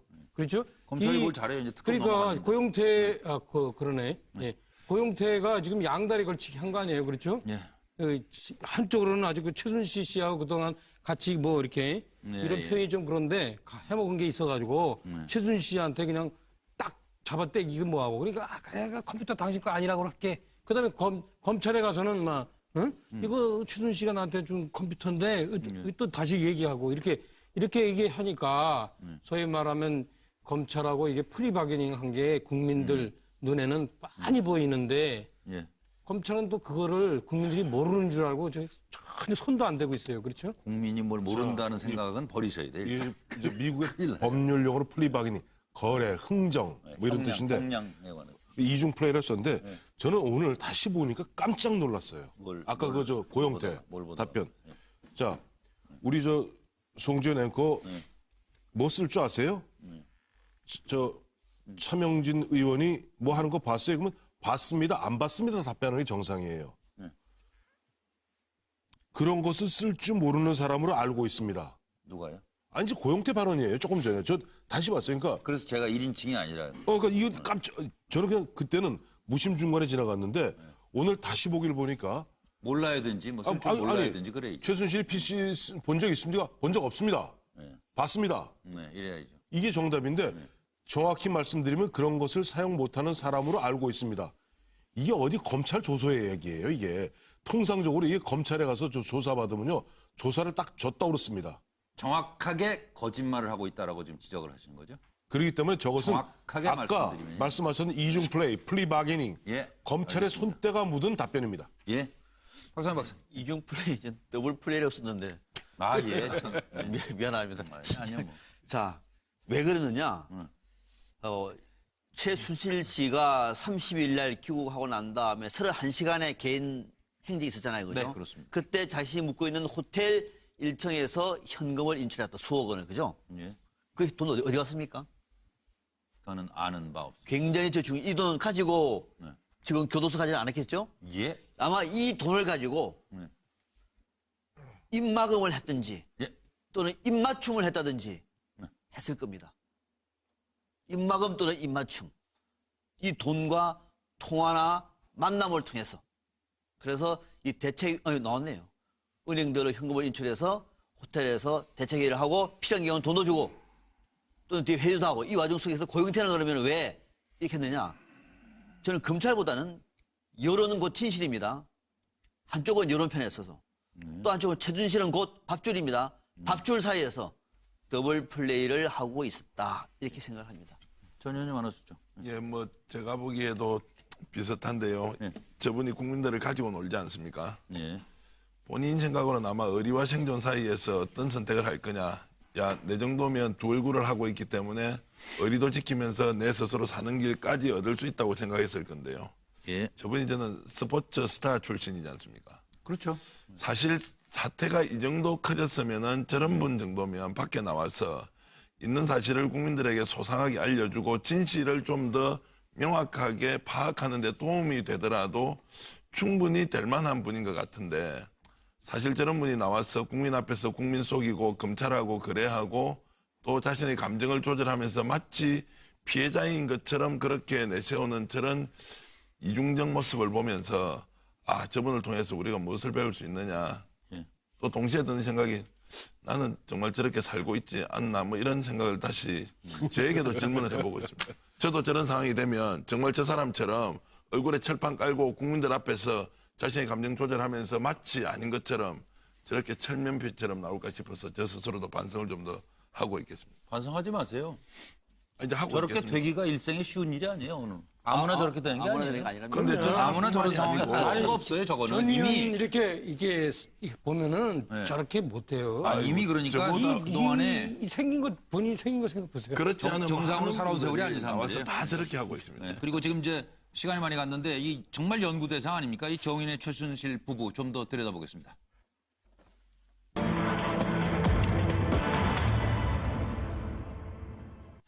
정윤회가 내가 있을 때는 대통령 곁에 있었다 그 얘기겠죠? 이런 일이 뭐 전혀 없었다. 문제가 전혀 없었다. 이렇게 얘기했어요. 그 의미는 뭔지. 네. 자, 판넬 좀 정리를 해드리죠. 정윤회 최순실 실세 부부 이혼의 미스터리. 자, 정윤회는 내가 있을 때 문제가 전혀 없었어요. 그리고 남자로서 약한 여자 대통령을 내가 지켜드리고 싶었다. 그리고 최순실과 나는 보좌 스타일이 좀 달라요. 그리고 최순실이가 날 좀 질투했죠. 이게 아마 이혼에 작용했을 것 같아요. 예. 자기 얘기입니다. 자기 얘기 지금. 자기네 부부 얘기. 조사하라고요, 나를. 그리고 잘못 있으면 감방에 가겠어요. 그런데 감방 가기가 두려우십니까? 지금 어디로 날랐는지 연락이 안 되네. 이거 완전히 지금. 예, 정윤회 선생. 예. 최순실 오랜 운전기사가 얘기했습니다. 정윤회는 최가 이렇게 하라고 하면 해야 되는 사람이에요. 근데 이혼하니까 지금 말을 안 듣는 거예요. 정윤회는 아무 실권이 없어요. 정윤회를 핫바지로 세워서 순실이가 뭔가 하려고 하다가 이게 안 된 것 같아요. 그리고 문고리 3인방은 최순실이 뽑은 종입니다. 세계일보 전처 소생 만나고 다니다 최순실과 별거 이혼했다. 조한규 전 세계일보 사장, 정윤회도 국정농단의 한 축이다. 박 대통령 오래전에 떠난 사람이에요. 국정 근처에도 온 적이 없어요. 최순실 결혼생활 비밀은 유지하고 내 재산은 알려고 하지 마세요. 정윤회 최순실 이혼 대통령이 권유 증언까지 지금 나오긴 했는데 이거 확인 안 된 겁니다만은 어쨌든 이혼 미스터리 누가 불장난한 걸까요? 조한규 증인이 기고한 내용을 보면 문건 파동의 원인 제공자였던 정윤회를 최순실과 이혼하도록 대통령이 권유했다고 이렇게 하는데 이것도 문건에 나온 내용입니까? 문건에 나온 내용은 아니고요. 예. 저도 이제 정치부 기자 출신이기 때문에 문건 파동이 났을 때 저도 많은 내용을 취재했었습니다. 그래서 예. 취재했는데 뭐 취재원으로부터 그러니까 2014년 1월 달에 1월 6일 날 정윤회 문건이 보도되고 2월에 박근혜 대통령이 두 사람 이혼하는 게 좋겠다 이렇게 권유한 것으로 돼 있고요. 그리고 3월에 이제 이혼한 것으로 이렇게 돼 있습니다. 예. 그러다 보니까 이제 이번 논란의 핵심 당사자이신데 심경이 어떻습니까? 사실이 아니기 때문에 고소를 했습니다. 이런 엄청난 불장난을 누가 했는지 또 그 불장난을 춤춘 사람들이 누군지 다 밝혀지리라고 생각합니다.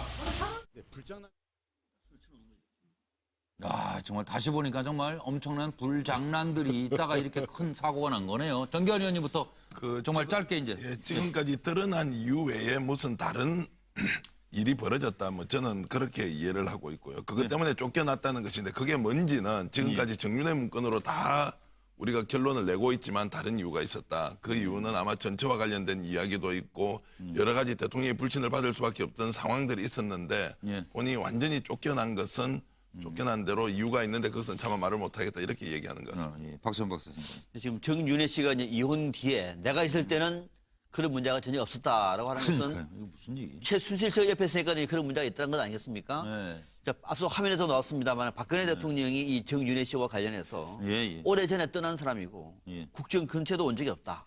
열심히 도와줬는데 저를 이렇게 평가할 수가 있습니까? 대통령님, 저를 멀리하고 내치셨죠? 자업자득입니다. 제가 옆에 있을 때는 아무 일 없었잖아요. 라고 하는 말을 하고 있을 것이다. 저는 이렇게 보고 들어보세요. 있습니다. 그럼요. 네. 억울합니다. 그래서 불장난 했다 이렇게 얘기를 하고 있는 거예요. 저는 이 사건 이 최순실 게이트 터진 직후에 주관자고 심재륜 변호사 전 고검장 그러니까 김현철 소산 김현철 씨를 갖다가 감옥에 잡아넣었던 그 심재륜 고검장 인터뷰하면서 이토록 원시적 방법으로 해먹은 걸 처음 봤다는 거예요.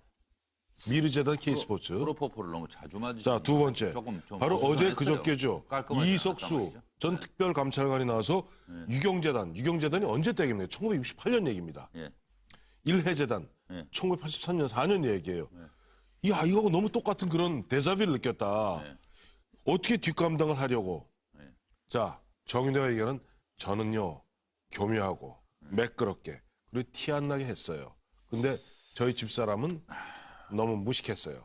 좀 시끄럽게는 하신 것 같아요. 네? 저기 태블릿 PC도 두고 나오고. 그런데 임기 초반에 보면은 최순실 씨가 박근혜 대통령 임기 초반부터 계속 국정에 뭐 개입을 했죠. 일단 드나들었으니까요. 예, 드나들었죠. 전 조리장이 이미 얘기한 거 아니에요? 문건도 왔고. 정윤회 씨도 그 임기 초반에 굉장히 여러 가지 소문이 있었어요. 예. 그 비선 실세라는 소문이. 네. 그렇기 때문에 이 두 사람이 2014년 초에 뭐 이혼을 했는데 그 네. 이혼하는 과정에서 어떤 문제가 있었는지 모르지만은 어쨌든 그 정윤회 씨는 그 국회에 있을 때 제가 그 본 바로는 성격이 굉장히 좀 뭐라고 할까 좀 거칩니다. 예, 거친 그런 성격이기 때문에 아마 부부간에 뭔가 좀 안 좋은 게 있었을 것 같기도 한데 그건 제 추측이고요. 그러니까 그때는 우리가 있을 때는 내가 있을 때는 문제가 전혀 없었어. 이 의미는 조금 전에 황태순 의원께서도 말씀하셨지만은 내가 있을 때 문제 다 묻었어. 그 의미가 나이스하게 매끄럽게. 제가 정리해 드릴게요, 이게.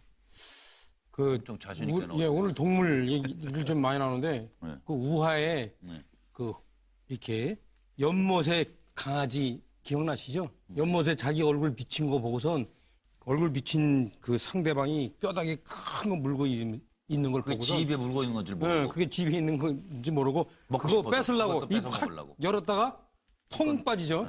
그래, 예. 그래서 다 놓치는 경우인데 이 경우에 아마 정윤회 씨는 최순실 씨가 그 케이스라고 생각했을 거예요. 욕심을 너무 많이 부려가지고 저게 봐라 나는 이거 치력설이 그렇게 나오는데도 전혀 지금 증거를 못 찾잖냐.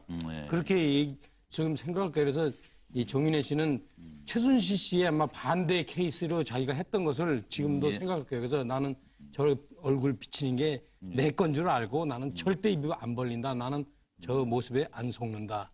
그랬을 거예요.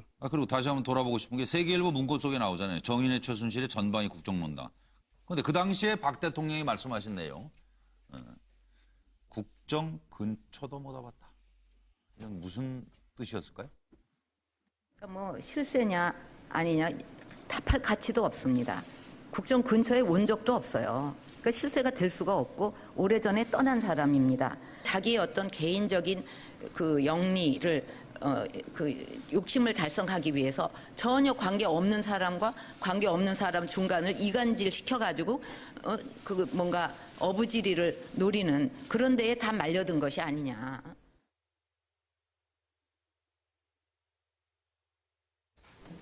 안종범 수석 본인을 위해서 그 재단을 만든 것은 아니다라고 얘기를 하셨는데 결국은 그게 대통령을 위해서 자기 대통령 본인을 위해서 만든 것이다 그렇게 생각하시는 겁니까? 뭐 그렇게까지 표현하는 것은 어떨지 모르겠습니다만 처음 보고를 받았을 때의 제 생각은 이게 유경재단이나 이래재단하고 비슷한 논리 구조를 가지고 있는 게 아닌가 하는 그런 의심을 가졌었습니다.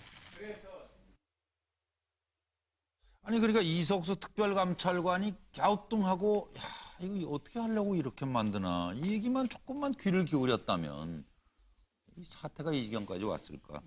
국정 근처도 못 와봤다 의미는 혹시 생각나시는 분만? 아니 아까 대통령 말씀이 저렇게 격앙되게 말씀하시는 걸 보면 실제로 모른다고도 할 수 있지 않겠습니까?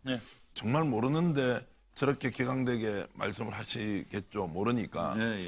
그런데 한편으로는 지금 드러나는 여러 사실들을 보면 대통령도 짜고 치는 고스톱에 주연으로 참여하고 있는 것 아니냐라는 생각이 또 들어서. 아니 그러니까 다시 들어보면서 조금 너무 흥분해요 대통령이.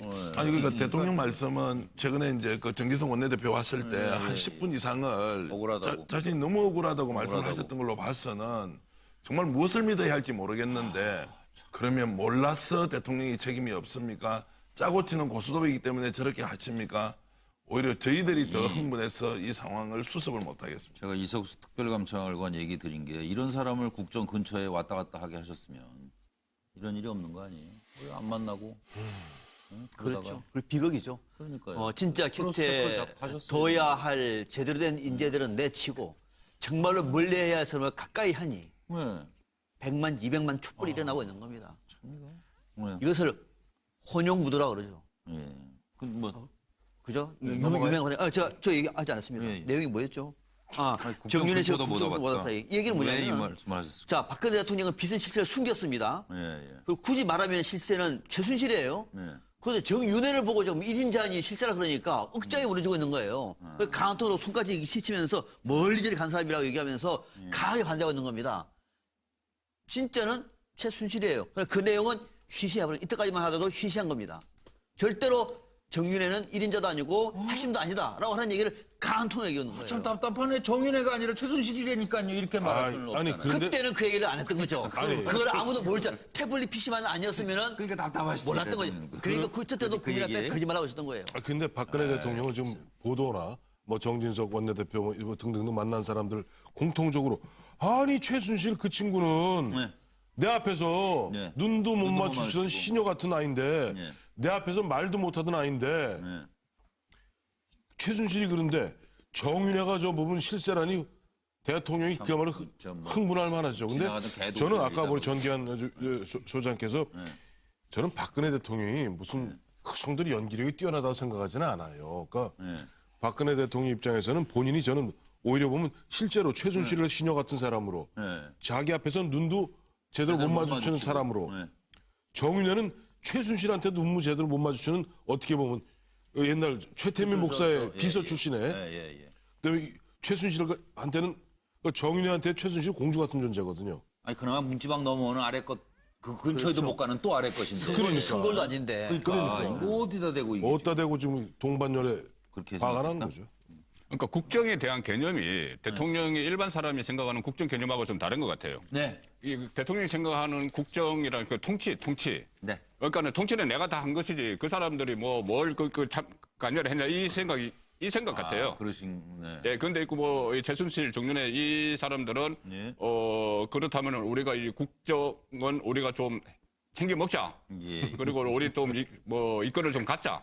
뭐 이런 생각을 한 것이니까 서로 대통령하고 생각이 달랐던 거죠. 근데 좀 요란하게 했다 이거죠. 대단히 좀 신뢰되는 말씀인데 그 지난번 청문회 때 그 누구죠? 삼성의 이재용 씨 나왔을 때 청문위원이 이런 얘기했어요. 당신 저기 막 삼성에 입사 시험 쳤으면 떨어졌을 것 같다고.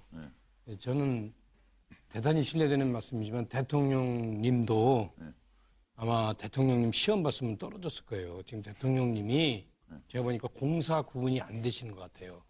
이 대통령님은 마치 어떤 영화의 주연 배우가 감독을 뒤에다 놓고선 이 영화는 내 영화야. 저 사람 영화 아니야.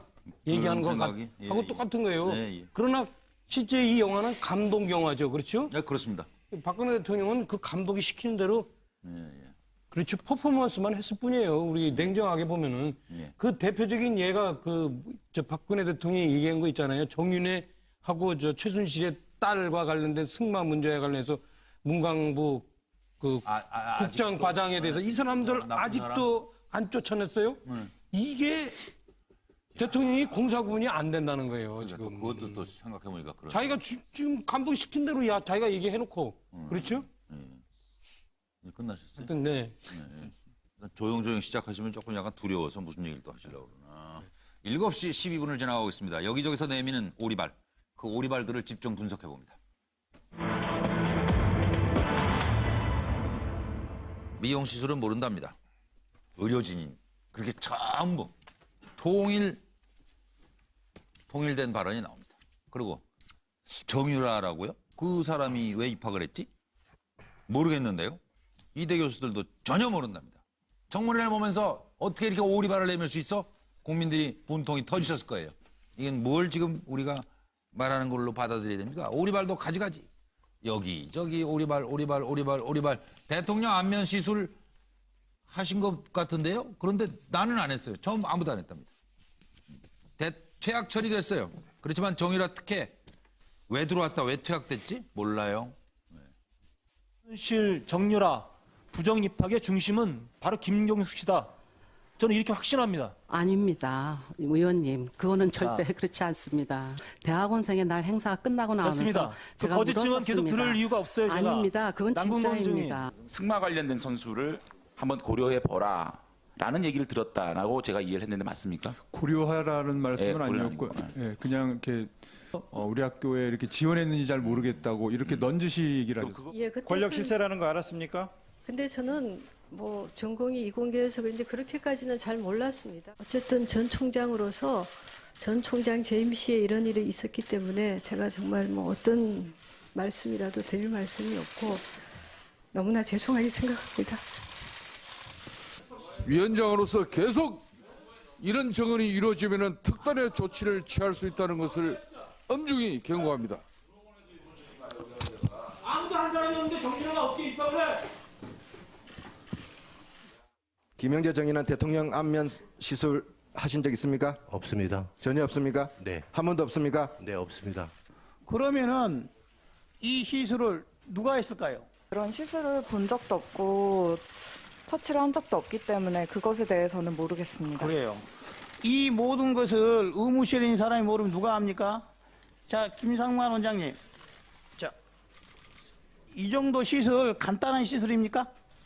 저는 잘 모르겠습니다. 김원호 증인, 의무실에도 아무도 몰랐다는 게 말이 됩니까? 대통령이 혼자 했겠어요, 이거를? 뭐 하셨는지 아닌지 저는 모르고 있습니다. 자, 그럼 이병석 주치 이걸 누가 했습니까? 청와대에서. 제가 알기로는 없습니다. 서창석. 저는 실수하는 걸 본 적이 없습니다.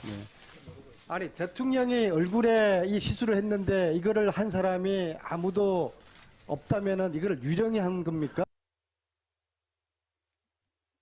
네, 이렇게 모아서 들어보니까 참 웃음이 나네요. 이걸 어떻게 이걸 해석을 이걸? 아니 닭을 잡아먹었으니까 오래발을 내미는 거죠. 근데 먹은 기억이 없대잖아요. 그러니까 그것을 닭 잡아먹은 거를 감춰야 되니까는 계속 아니다 이렇게 이야기를 하는 것이고 다들 다 그렇다는 것이 아니고 몇 분 같은 경우는 뭐 분명히 이렇게 어떤 정황상 오리발 내밀지 마세요. 먹은 것 같은데 뭐 그런 분들이 있고 저는 22일 날 우병우 민정수석이 출석하겠다고 했죠, 청문회. 네, 그렇습니다. 그러면 저는 우병우 민정수석은 아니다, 모른다, 이것만 할 것 같아요. 왜 그러냐면은, 그때 제일 이 사태 나서 초기에 기자들이 물어보니까는, 나는 검찰에 가더라도, 아니다, 모른다, 왜 할 말이 없다, 이렇게 벌써 이야기를 했거든요. 그러니까 우병우 민정수석이 22일 날 굉장히 어떤 말을 할지 기대가 되는데. 자꾸 또 뭐 질문 더 심하게 하다가 또 확 레이저 쏘면 어떻게 또. 그러니까 어쨌든 하여튼 아니다, 모로서의 정점을 찍을 것 같아요. 네. 전기환 의원 준비되셨죠? 네. 아니, 나라 팔아먹은 사람이 어느 날 일제가 지배를 하고 있으니 애국자로 둔갑해서 그때부터 훈장을 받았다는 얘기가 있었는데요. 저는 저분들이 국민들이 가장 선망하는 자리에 있는 분 아닙니까? 대통령 주치이면 가문의 영광이고 3대, 4대 후손들이 우리 할아버지가 대통령 주치했다고 자랑스럽게 생각할 거 아닙니까? 그럼요. 그분은 지성인이기 때문에 그렇습니다. 지식인이기 때문에 그렇습니다.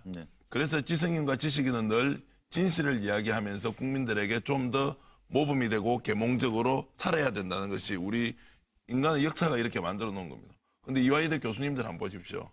이화여대 보내고 싶은 부모들이 얼마나 많이 있습니까? 근데 저 교수들이 저 수준, 저 모양입니다. 저분들한테 뭘 배웁니까, 우리가? 저분들은 이걸 가르치죠. 추악하게 살 길이 있으면 네가 가지고 있는 양심을 다 버려라. 그것이 대한민국에서 살 길이다라고 하는 것을 대한민국의 지성인, 대학 교수, 대통령 주치의가 국민들에게 지금 가르치고 있다. 그래서 200만 촛불이 나와서 그 나라를 뒤집어 엎자고 지금 이야기하는 거 아닙니까? 정기환 위원님은 굉장히 멋있게 설명하시네요. 동일 내용이십니까? 예, 저는 비슷한 내용을 이렇게 했습니다. 자, 이번에 대통령 탄핵 문제는 우리 헌정사상, 대통령이 피의자가 돼서 탄핵을 받고 검찰 수사를 받는 것은 우리 헌정사상 처음이지 않습니까?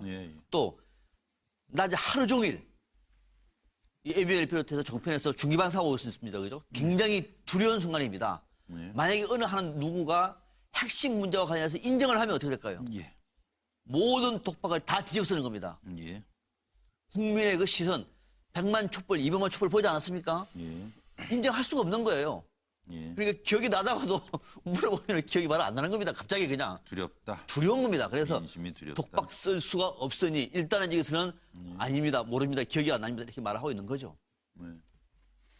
예전에 저 사람들한테 얘기를 들어보면은 바깥에서 기억 안 나던 사람이 예전에 중수부 해체된 중수부에 들어가면 30분이면 다 기억이 난대요.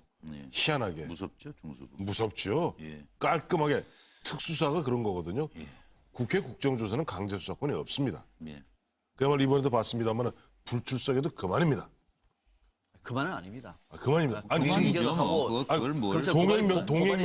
동행명령증 보냈어도 사람 피하면 그만입니다. 지금 김성태 위원장인가요? 말했잖아요. 특단의 조치를. 오늘 청와대 가서 못 들어가게 하니까는 국회로 돌아가서 특단의 조치를 취할 것? 내일 두고 보세요. 무슨 그러니까 소나기 잠깐 피해가면 되니까 그건 모르겠습니다. 아닙니다. 얼마 안 걸려요. 잠깐만 피하면 잠깐만 되니까. 피하면 그러나 여기 나왔던 증인들 중에서 아마 제가 보기에는 뭐 검찰이나 앞으로 보면 특별 검사의 대상이 될 사람은 별로 없을 것 같아요. 그러나 아마 특검에 들어가시는 분들은 아마 지금 기억 안 나셨던 부분들이요. 30분이면 기억 다 나게 됩니다. 기대하십시오. 차명희 전 의원. 아니 근데 저는 어제 청문회 보면서 참 그 청문위원들이 그 교수한테 왜 그 자리를 당장 떠나십시오, 학교를 떠나십시오 이렇게 얘기를 하나가 저는 이해를 안 되는데 그 자리에서 떠나서 빨리 감옥으로 가세요 이렇게 해야 되잖아요. 교육계를 떠나세요. 아니 교육계 떠날 정도로 저게 끝날 문제입니까? 감옥 그렇잖아요. 감옥 가야 될 문제인데 참 이상해요. 그 참 검찰이 안 잡아놓는 사람 많아요. 내가 보니까 이번에. 그래서 제가 참 그게 그거는 엄격해야 하고 돼요. 뭐, 상벌이. 그렇잖아요. 그렇죠? 죄 지으면 감옥 가야죠. 근데 하나도 그 교육부에서 무슨 뭐 모르겠어요. 교육부가 이게 감옥 그러니 집어넣을 나라가 이 모양이 힘이 된 없나? 거 아니에요. 이번에 조사 시간에 떠나고서 감옥 가는 사람이 없어? 나 이상해 그죠? 검찰이 이제 수사하고 있습니다. 하여튼 그렇고 제가 교수를 안 된 이유가 있어요. 제가 그 어렸을 때 전 봤을 때 교수 된다고 그랬는데 우리 어머니가 교수 안 된 이유가 뭐냐? 나는 소위 말하면 솔직히 오리발도 없고 대선 의원답게 하세요. 모르쇠도 없고 그렇죠? 뭐 전본 그래서 얘기는 이게 아마 나와도. 이 대학교 교수 채용 공고는 이렇게 나와 있을 거예요. 아마. 자격 연구 논문은 막 알아서 임의 제출하시고 필수는 오리발이나 모르쇠 반드시 하나 있어야 된다. 그래서 예시 해가지고 예시에서. 옆에다 우리 처장님 사진하고 학장님 사진하고 이렇게 보여주면서 이렇게 되셔야만 우리 교수가 될 수 있습니다. 네. 그랬을 거예요. 예. 제가 감사합니다. 교수 될 수 없었던 이유를 이제 알겠습니다. 그림 좋습니다. 예. 와이드 나와 주십시오. 교수. 다 하셨나요, 이제? 네. 다들 하셨나요? 그리고 하나 또 짚고 넘어갈 것이 많은 분들이 아마 그 생각하실 거예요. 그 당시에 이제 최대 학장을 했죠. 김경숙 교수. 현재 신산업융합대학으로 가셔서 거기 체육과학부 교수로 재직 중인데 계속되는 모르쇠였습니다. 무엇이 좀 두려웠던 걸까요?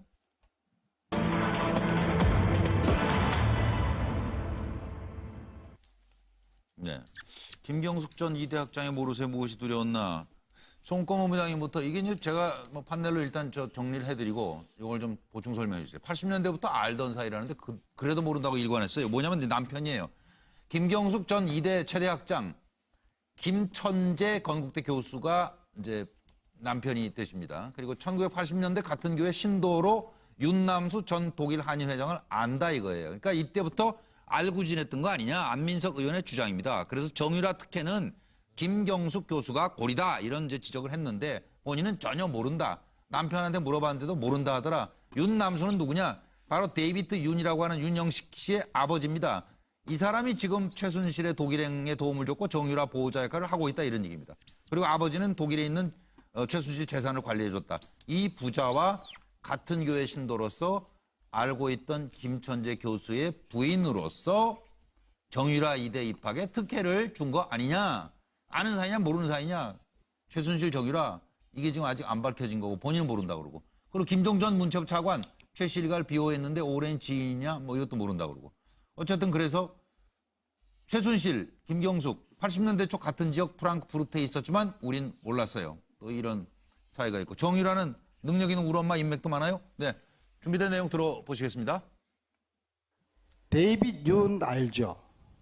저는 잘 모르겠습니다. 데이빗 윤이 누구신지. 데이빗 윤을 왜 모릅니까? 데이빗 윤이 누구신? 아니 모르기 때문에 모른다고 말씀을 드리는 겁니다. 정유라 독일에 지금 보호자 역할을 하고 있고 허구한 날 언론에 나왔던 데이비드 윤을 김경숙 학장이 모른다고 하면은 저녁 식사를 지난 가을에 김경숙 학장은 어디 달나라가 계셨어요? 왜 이걸 모른다고 하세요? 데이비드 윤은 독일에 정유라를 돌보고 있는 핵심이에요. 최순실하고 계속 같이 있다 나왔어요. 데이비드 윤 아버지가 윤남식이에요. 윤남식 씨하고 윤남수와 남편인 김천재 두 분은 80년대 같은 교회를 다녀요. 저는 정말 모르는 일입니다. 윤남수하고 김재천하고 알면은 당연히 최순실하고도 알 수 있겠죠. 글쎄 저는 잘 모르겠어요. 이걸 모른다고 하면은 아니 저는 이거 정말 말이 안 모르기 되는 때문에 것이죠. 모른다고 말씀을 자, 드리는 그래서 겁니다. 어떤 모른다고는 하는데 이제 자꾸 의혹 제기되는 이유는 김천재, 김경숙 전 이대학장의 남편은 누구냐? 현재 건국대 교수, 축산 전공이십니다, 이분. 그리고 한국 마필산업연구소 소장. 송건범 확인해 주세요. 이거 지금 현재 소장 맡고 있죠? 건국대 안에 있는. 건국대 홈페이지에는 네. 한국마필산업연구소 소장으로 돼 있는데 네. 그 제작진이 전화를 하니까는 바뀌었다고 이렇게 이야기를 했답니다. 아 그래요? 그거 아직 홈페이지는 그대로 돼. 홈페이지 그대로 나옵니까? 한국과학기술한림원이라는 데가 이게 지금 저 국내 최고의 과학기술 아카데미인데. 대통령 자문기구고 의장이 대통령입니다. 아, 그거 국가과학기술자문회의. 네, 국가과학기술자문회의. 그거 올해 4월에 자문위원으로 위촉됐고. 네, 위촉이 됐는데 지금 또 홈페이지에서는 그때 당시 그 의결한 게 있습니다. 저 자문위원으로 한다는 의결한 거는 나와 있는데 홈페이지에 그 지금 명단에서는 또 빠졌어요. 건국대학교의 홍보 자료를 보면은 거기 기사가 나와 있잖아요. 홈페이지. 네, 저 나와 있죠. 그런데 지금 그 국가과학기술자문회의 그 홈페이지에서는 거기 또 자문위원회에서 빠졌습니다. 네. 그러니까 이제 김천재 위원 항목이 좀 빠져 있다 이거예요. 네. 왼쪽에 보시는 거는. 그래서 이것도 조금 이제 의문이고. 그리고 올해 한국과학기술한림원의 정회원이 됐죠. 예, 그 한림원은 어떤 뭐 석학들이 더 들어가는 곳이죠. 그렇습니다. 그런데 이 김천재 교수가 한 30년 이상을 축산식품 분야에 논문도 엄청 논문도 많고. 많이 내고 했기 때문에 뭐 그 부분은 뭐 인정을 받은 것이겠죠. 예. 그래서 어쨌든 이렇게 자꾸 연관이 돼 있다고 의혹의 대상이 되는 게 참 뭐 달갑지 않은 얘기시겠습니다. 그러니까 마필산업연구소 이것이 마필산업연구소장 김경숙 학장의 그 부군이 뭐 성마와 관련된 그 일을 한다는 것을 제가 누구한테 들었어요. 그래서 제가 이제 성마라고 그러면 정유라 씨 생각이 나지 않습니까? 그렇기 때문에 뭐 이게 직접적 연관이 있다는 것이 아니고 어쨌든 그 마필산업연구소를 건국대에서 김천재 교수가 소장으로 있었죠. 그럼 상황이 좀 됐다. 네, 뭐 어떤 팩트가 드러난 것은 아니고 본인이 그 직책이나 맡은 직책이나 이런 것을 보면은 그렇습니다. 그리고 전기환 위원님, 근데 모든 데 말이 다 섞여 있으니까요. 하나가 예전에 그 김성현 회장 자제분이 말과 관련된 국가대표를 했고, 지금 삼성으로 넘어가서 삼성이 특혜를 받았고, 거기도 말이고요. 한국마사회가 지금 관련이 있고, 지금 마필산업연구회가 관련이 있고, 김경숙 이대 체육대학 학장이 관련돼 있고 역시 말공화국을 만들었는데 그 중심에는 정유라가 있고 그 위에 최순실이 있고 누구 한번 그렇다고 지금 제가 짧게 할까요? 저는 이렇게 썼습니다. 이화여대 부정 입학 이거는 많은 학생들에게 학부모들에게도 아주 천인공노할 일로 지금 확산되고 있지 않습니까? 이 문제에 대해서 김경수 학장이 이화여대 부정 입학이 내가 주범이라고요? 천만의 말씀입니다. 아닙니다. 그래서 계속 이런 어떤 국민의 여론이 두렵기 때문에 아닙니다. 모릅니다. 계속 얘기하고 있는 것이 아니겠느냐. 저는 이렇게 보고 있습니다. 어제 재밌었던 것은 그 뒤에 교육부 감사관이 버젓이 있음에도 불구하고 일체다 아니다 모르다. 답답하니까 자발적으로 온 거 아니에요. 감사합니다. 아 정말 갑갑하더라고요. 지켜보는데. 정말 이게 나라냐 그랬던데 이제는 나라를 어찌할까 지혜를 모아야 할 때인 것 같습니다. 이제 MBN 뉴스팔로 이어드립니다. 고맙습니다. 예상합니다. 뭐 조금 책임질 수 있는 예상만 하세요. 여기서 절대 없다는데 왜 박수 박수? 아니 그런 관점의 차이고. 그래요? 관점의 차이인데. 두고 볼 일이네요 정말. 아마 당내에서 이대로 가면은 어쩌면 대선도 제대로 못 치른다라고 하는 판단이 넣을 수밖에 없는 것이고 그렇죠. 또 대선 때문에. 비대위도 비박계 쪽에서 당선될 가능성이 별로 높아 보이지 않아요. 그러면은 비박은 선택의 여지가 없기 때문에 반기문 총장 저기 안 간다고 그러고. 안 가야죠. 그러면은 뭐 신당 창당 규모의 문제 남았습니다만 신당 창당 쪽으로 상당히 무게가 쏠릴 것이다. 이렇게 예상합니다. 전기환 위원님. 물어뜯기 3류 드라마가 이제 지금부터 한 2달 정도 갈 것이라고 보고요. 그런데 그 드라마의 결과는 나와 있습니다. 비박이 이길 수가 없습니다. 일단 전투력 면에서 친박을 이길 길이 없기 때문에 결국 비박은 죽고 대선은 망한다. 그러면 지금 이 순간에 김무성 대표를 비롯한 비박 진영은 어떻게 해야 되느냐. 빨리 박차고 나와서 신당 만들어야 되는데 숫자 20명에 목숨 걸 필요 없습니다. 정말 봉합이 아니라 새롭게 재탄생하는 것이 보수의 목표라면 새누리당이 갖고 있는 자산 대해서 기대 걸지 말고 정말 풍찬 노숙한다는 생각으로 길거리 나와서 국민들 상대로 성북을 기회가 왔다. 김무성 대표부터 빨리 탈당하고 신당 만들어야 됩니다. 네. 새누리보다는 아마 이게 더 궁금할 것 같아요. 성형외과 쪽이. 그런데 도대체 성형외과에서 무슨 일이 있었던 건가요?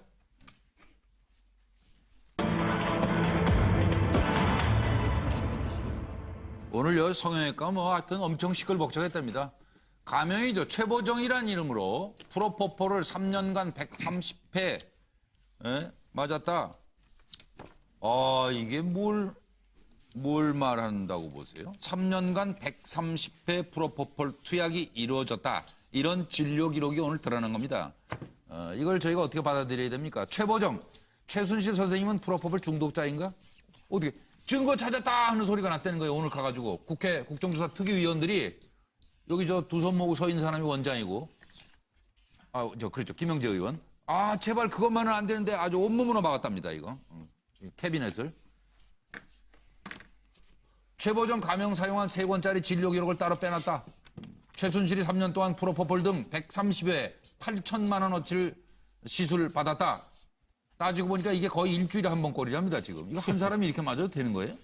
그리고 청와대 관저에서 대통령 상담만 했다고 그러는데 시술한 거 아니야? 이런 의혹이 지금 제기됐습니다. 김영재 의원 원장 말은 최보정은 최순실이에요. 박 대통령은 방문한 적이 없었어요. 그러니까 최순실이 혼자서 이거 이렇게 그냥 매주 프로포폴만 맞고 살았다 그 얘기가 되는 거예요. 최순실은 리프팅과 피부 미용 마사지 등 시술을 해왔어요. 그리고 박 대통령 얼굴 흉터 컴플렉스인 듯해요. 김영재 의원에서 3권짜리 가명 진료록이 발견됐다. 그리고 온몸으로 막은 이유는 뭘지 살펴보겠습니다. 그동안 최보정 가명을 통해서 김영재 의원에서 130회가 넘는 의료 시술 행위가 있었습니다. 물론 거기에는 프로포폴이 사전 투여되고 시술이 있었죠. 그렇게 해서 사용 지출된 의료 비용이 8천만 원이 넘습니다. 그 8천만 원이 넘는 의료 시술 비용을 전부 현금으로 결제가 이루어졌다는 사실을 확인했습니다. 김영재 의원의 그 소위 업무실장 처제라고 합니다. 그리고 오랫동안 근무한 그 간호사의 진술에 의하면 장모가 오셨고 PRP 시술 받은 게 맞다라고 진술합니다. 근데 그 부분과 관련해서는 진료 차트를 현재 우리 남아 계신 의원님들이 지금 확인을 하고 있습니다. 그래서 뭐 단정적으로 그것이 확인됐다라고 단정적으로 얘기하기는 아직은 조금 이르다고 생각을 합니다. 자, 최보정이라는 가공인물 아까 최순실이라 그랬죠? 네. 그런데 이 가명도 쓰고 그러면 생년월일은 정확히 기입해야죠. 그것도 불러주는 대로 했기 때문에 사실은 최순실이 불러줬습니까? 네, 본인이 그 진료 최순실 본인이 1956년 2월 2일 생일이라고 불러줬어요? 네. 최순실 생일이 이 날짜가 아닌 거 모르시죠? 네, 몰랐습니다. 어저께 방송 보고 알았죠? 어저께 대통령 생일이 2월 1일이라는 거 아세요? 아니, 몰랐습니다. 제가 참 너무나 이 사실을 보면서 최순실이 얼마나 대통령을 당이 됐다 이런 얘기가 나오는데 그러면 비박의 선택이 궁금해집니다. 그리고 새누리당에서는 어떤 일들이 벌어질까요? 들어보시겠습니다. 우리 당이 조금 더 민심에 가까워지기 위해서는 저는 친박은 이선으로 후퇴하는 것이 맞다는 것이 저의 생각이었고요. 그것이 국민의 생각 아닐까 이렇게 생각합니다. 탈당이나 이런 것도 좀 선택지에 있는 건가요? 일단 일단 논의해 보겠습니다. 자, 탈당에 관한 질문을 했습니다. 답이 이렇습니다. 원내대표에 나섰던 나경원 의원은 일단 논의를 해보겠다. 유승민 의원은 조금 입장이 달라진 것 같아요. 나중에 답을 하겠다. 좀 고민해보겠다 이런 얘기죠 지금. 예. 그래서 과연 어떤 일들이 벌어질지. 정우택 신임 원내대표 중도 비주류 쪽에서 추천하는 인사가 비대위원장이 되는 게 합리적이다. 그러면 분당으로 갈 리가 없다 이런 얘기죠. 비박계 의원 말은 비대위원장 인선까지는 좀 봐야 된다. 거기서도 우리가 지면 그때 이혼하는 수밖에 없다. 오마이뉴스 보도입니다. 예. 송공문 부장님. 예, 일단 그 비주류에서는 예. 그 김무성 전 대표, 유승민 전 원내대표가 탈당할지 안 할지가 가장 큰 그 어떤 기폭제가 되겠죠. 네, 탈당을 네. 하게 되면은. 네. 김무성 전 대표는 이미 탈당, 신당 이야기를 했고 예. 유승민 의원도 조금 전에 보신 것처럼 좀 입장이 변하고 있습니다. 좀 예, 고민해보겠다. 예. 이런 입장인데 그렇지만은 비주류가 일사불란하게 움직일 것으로는 보기가 어렵죠. 예. 그렇게 그 특히 저기 이번에 경선 과정에서도 예, 예. 중도파에서 이 조호영 의원을 원내대표로 추대를 하고 친박계에서 그 정책위원장을 내자 이렇게 했는데 이게 그 나경원 의원이 거부를 했거든요. 네, 그러니까 네. 비주류에는 어떤 구심점이 없기 때문에 그 일사불란하게 그 뭐 다 탈당을 하거나 그런 식으로 산발적으로는 할지 모르지만은 그 일거에 하는 그런 상황은 안 올 것 같아요. 그러니까 결론적으로 말해서 차명진 전 의원님 뭐 네. 길게 얘기할 게 없네요. 별일 없겠네요. 그렇죠. 제가 그리고 간단히 별일 보시면 없겠네요. 비주류는 지금 배가 지금 구멍이 나서 물이 새지만 예. 아직은 한 3년 후에 가라앉을 것 같고 그 네. 사이에 예. 언젠가 구조선이 오겠지. 그때 타면 되지 뭐. 이렇게 생각하는 거예요. 비주류도. 네. 그러니까 참 제가 새누리당 당원으로서 참담합니다. 배지 안 다신 분들만 참담한 거 아니에요? 신뢰가 되는 말씀인지 모르겠네. 그럴 거예요. 아마 아까도 말씀드렸듯이 그렇잖아요. 정말로 제가 그냥 많은 요인 중에 하나가 아니에요. 3년 남았다는 게. 이게 정말로 중요한 요인입니다, 이거.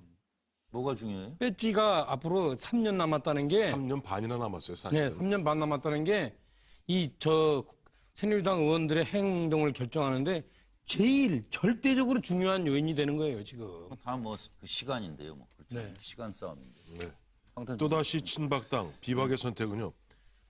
판넬은 이렇고요. 예. 좀 가장 궁금하시게 생각하는 부분. 예. 분당은 없다. 예. 분당은 없고 예. 김무성 전 대표 입장에서는 분당의 기회를 놓쳤어요. 며칠 전에 있었어요. 예, 뭐 그건 그렇게. 아니 이진곤 윤리위원장이 그 당시 보면 친박계 지도부가 아주 무리하게 8명 그 윤리위원 갖다 추가로 막 선임하고 난리가 나지 않았습니까? 그때 만약에 김무성 전 대표가 유승민 의원하고 이게 다툴 게 아니라 본인이 이게 무슨 헛일이냐라고 하면서 먼저 차고 나갔더라면은 모르겠어요. 물꼬를 틀 수 있을지 지나간 모르겠으나. 얘기 할 거 없고요. 그 지나간 얘기도 지나간 얘기 복귀를 해봐야 돼요. 그래도 복귀를 좀 하셔야죠. 그래서 보면 지금 하는 건 중도 성향 비대위가 구성될 겁니다. 그리고 적당히 타협하는 가운데 반기문 사무총장 귀국때까지 기다리면서 당명 바꾸고 당 이름 바꾸고 이른바 최순실 8명은 뒤로 후퇴하고 또 양쪽의 강성들 후퇴하고 그런 식으로 리모델링으로 갈 겁니다. 친박 세력은 이렇게 갈 것 같아요. 친박 세력은 당장 아마 어쩌면은 이번에 우리도 당명 또 한번 바꿔보자. 뭐 칼라 바꾸자. 그리고 이제 친박 핵심 인사들은 이 순으로 물러나겠죠. 그렇게 보도로 보니까 한일과는 협력이 잘 되고 있네요. 지금 한국과 일본은. 첫 북핵 정보도 공유했다 그런 소식이 들어왔습니다. 근데 새누리당은 협력이 잘 안 될 가능성이 있어 보여요. 예. 그래서 이제 친박은 리모델링 쪽으로 가겠죠. 아마 대대적으로 갈 가능성이 많습니다. 모양새를 위해서. 그런데 비박 쪽은 이제는 신당 창당할 것 같아요. 규모의 문제가 남았습니다. 규모. 뭐 대거 뭐 한 50명 정도가 이탈돼서 그건 아니라고 하더라도 아마 김무성 전 대표를 비롯해서 상당수 잘하면 교섭단체 정도까지는 신당 창당에 나서지 않겠느냐. 저는 그게 우습게 알았는지 자기가 가명으로 이름 쓰고 생일 거짓으로 얘기할 때 대통령 생일과 혼용했었어요. 이건 우연이 아니에요, 이건. 자, 그 5번 갔다고 칩시다. 5번 모두 아내랑 갔습니까? 예. 진짜예요? 예. 6시 자, 그러면 그 한두 시간 동안 대통령이랑 무슨 얘기를 나누셨어요? 거의 뭐 늦게 들어오는 경우가 많으셨습니다. 일이 안 끝나서. 그래서 무슨 얘기 나누셨어요? 그냥 그 전에 뭐 피부 트러블 있으면 그런 건 이제 여쭤보고 그다음에 색조 화장품을 사가면 그거에 대해서 이제 와이프가 설명을 많이 해줬습니다. 그러니까 그럼 피부 상담하고 화장 상담만 했어요? 5번 모두? 거의 뭐 그런 쪽으로. 예. 참 원장님도 할 일 없으시고 대통령도 할 일 참 되게 없습니다. 예? 왜요? 원장님은 돈을 많이 버셨겠는데 저거 다 비급이 아니에요, 송공문 부장님. 그렇죠. 비급여니까는 그 건강보험 심사평가원 보고 안 되고. 보고 안 되고. 그래도 그 생년월일을 허위로 기재한 것은 의료법 위반이죠. 그 이름 그 감명을 한 거. 그러니까 최순실 씨가 3년 동안 136차례라고 그래요. 136차례에서 8천만 원 쓰고 이것은 최순실 씨 본인 뭐 문제니까는 그거는 별로 뭐 상관할 바 아닌데 이것을 최순실 씨 본인 문제라고요? 최순실 씨가 자기 돈 가지고 자기가 뭐 한 거니까. 그걸 어떻게 알아요? 이름은 최보정인데? 보정하러 온 사람은 다 최보정인가? 한 사람인지. 그러니까는 그런 의문이 제기되도록 만든 것이죠. 그러니까요. 최순실 씨가 김영재 원장을 대통령에게 소개를 했고 최보정이라는 이름 안에 2월 2일 그 박근혜 대통령의 월 1이 들어가 있으니까 이런 그 의혹이 오히려 증폭되게 만들고 심지어 뭐 세월호 7시간까지도 어떤 뭐 성형 의혹 이런 것이 계속 제기가 되는. 이거 왜 못 없앴어요? 그냥 없애버리지? 어떤 걸요? 다 태워버리든지 진료 기록을. 진료 기록 그럼 프로포폴 이런 것은 프로포폴을 샀다 그거 쓴 것 투약한 때문에. 그 정빙 자료가 있었어야 되겠죠. 어쨌든 이것을 박 대통령에게 그 의사를 소개를 하고 그럼 뭐 저기 이런 의료 같은 것을 소개를 했기 때문에 이 의혹이 정폭되는 이런 그 부작용이 이런 폐단이 있었던 거죠. 저 차명진 의원님, 이거 압수수색을 안 해가지고 인제 와서 이 난리. 최순실 씨가 제가 볼 때는 선풍기가 몸에 2개 있었던 것 같아요. 이제 하나는 얼굴 선풍기. 옛날에 그 선풍기처럼. 그렇죠. 또 하나는 부작용 나. 가슴 선풍기. 그렇죠? 가슴. 아니 마음 선풍기. 예. 둘 다 중독이죠, 그렇죠? 네, 그런. 그게 이 130회 프로포폴 투약의 의미입니다. 그럼 프로포폴 정신으로 국정을 농단한 거예요? 헬렐레 해가지고? 이게 어떻게 본인이야, 가능해요? 이걸 의료업진에서 이걸 좀 밝혀줘야 돼. 이거 130가 불가능해. 제가 보기에는 한 사람이. 아니 근데 이제 매주 한 번씩 맞아가지고 어떻게 사람이. 이게 이제 40년 전에 박근혜 그때 영예 옆에서 새마을봉사단 뭐 대학생 뭐 무슨 뭐 대표라고 해가지고 따라다닐 때 그때 사진하고 비교해 보세요. 그러니까 이분이 저는 이런 생각이 들어요. 저 곱게 늙는 것을 저렇게 왜 거부했을까? 저렇게 탱탱한 얼굴이 왜 필요했을까? 그죠? 궁금하세요? 참 궁금하잖아요. 그리고 또 저러한 마인드를 박근혜 대통령한테 추천을 했으니 아이고 박근혜 대통령이 참 가슴이 아픕니다. 얼마나 신경을 많이 썼을까? 그래서 아파요. 제가 가슴이 아픕니다. 근데 원래 프로포폴 용도가 뭡니까? 그냥 수술할 때 마취하는 거예요. 그렇죠. 근데 어느 순간 보니까 한 작년, 재작년에 한창 그 당시 세상을 떠들썩하게 했던 유명 연예인, 여성 연예인들 보니까 프로포폴 중독이라는 게 있었어요. 그러니까 프로포폴은 원래 수술을 갖다 하기 위해서 마취하는 마취제인데 이걸 맞고 나면 그게 개운하다. 그래도 이런 이야기들이 돌면서 일종의 마약, 우리가 마약이라고 꼭 무슨 아편이나 이런 것뿐 아니라 헤로인, 향정신성 의약품이에요. 그래서 이런 것은 엄격하게 규제되는 것이고 아까 말씀하신 대로 대장에 기록을 해야 되는 것인데 저는 최순실이 최보정이라는 이름으로 136회 수술을 받았다 생각하진 않아요. 매주 어떻게 한 번 수술 받습니까? 다 죽지 사람이. 그게 아니라 아마 미루어짐작컨대 이것은 향정신성 의약품 과다질, 즉 마약 중독입니다. 이거는 최소한 이 사실이라면은 사실이라면 마약 중독이기 때문에 이것은 이 특검에서도 이 부분과 별도로 어차피 보면 이제 네, 여러분 안녕하십니까? 12월 16일 금요일에 MBN 뉴스와이드 변함없이 5분과 함께 시작합니다. 어서 오십시오. 안녕하세요. 네, 안녕하세요. 아마 많은 분들이 이런 생각하실 거예요. 도대체 무엇이 진실일까요? 까도 끝이 없네요. 그리고 도대체 무엇이 정의입니까? 2016년 끝자락에서 대한민국이 묻고 있습니다. 먼저 새누리당 이정현 대표는 오늘 활짝 웃었습니다. 그리고 친박 지도부 전원 사퇴했습니다. 믿고 떠납니다일까요?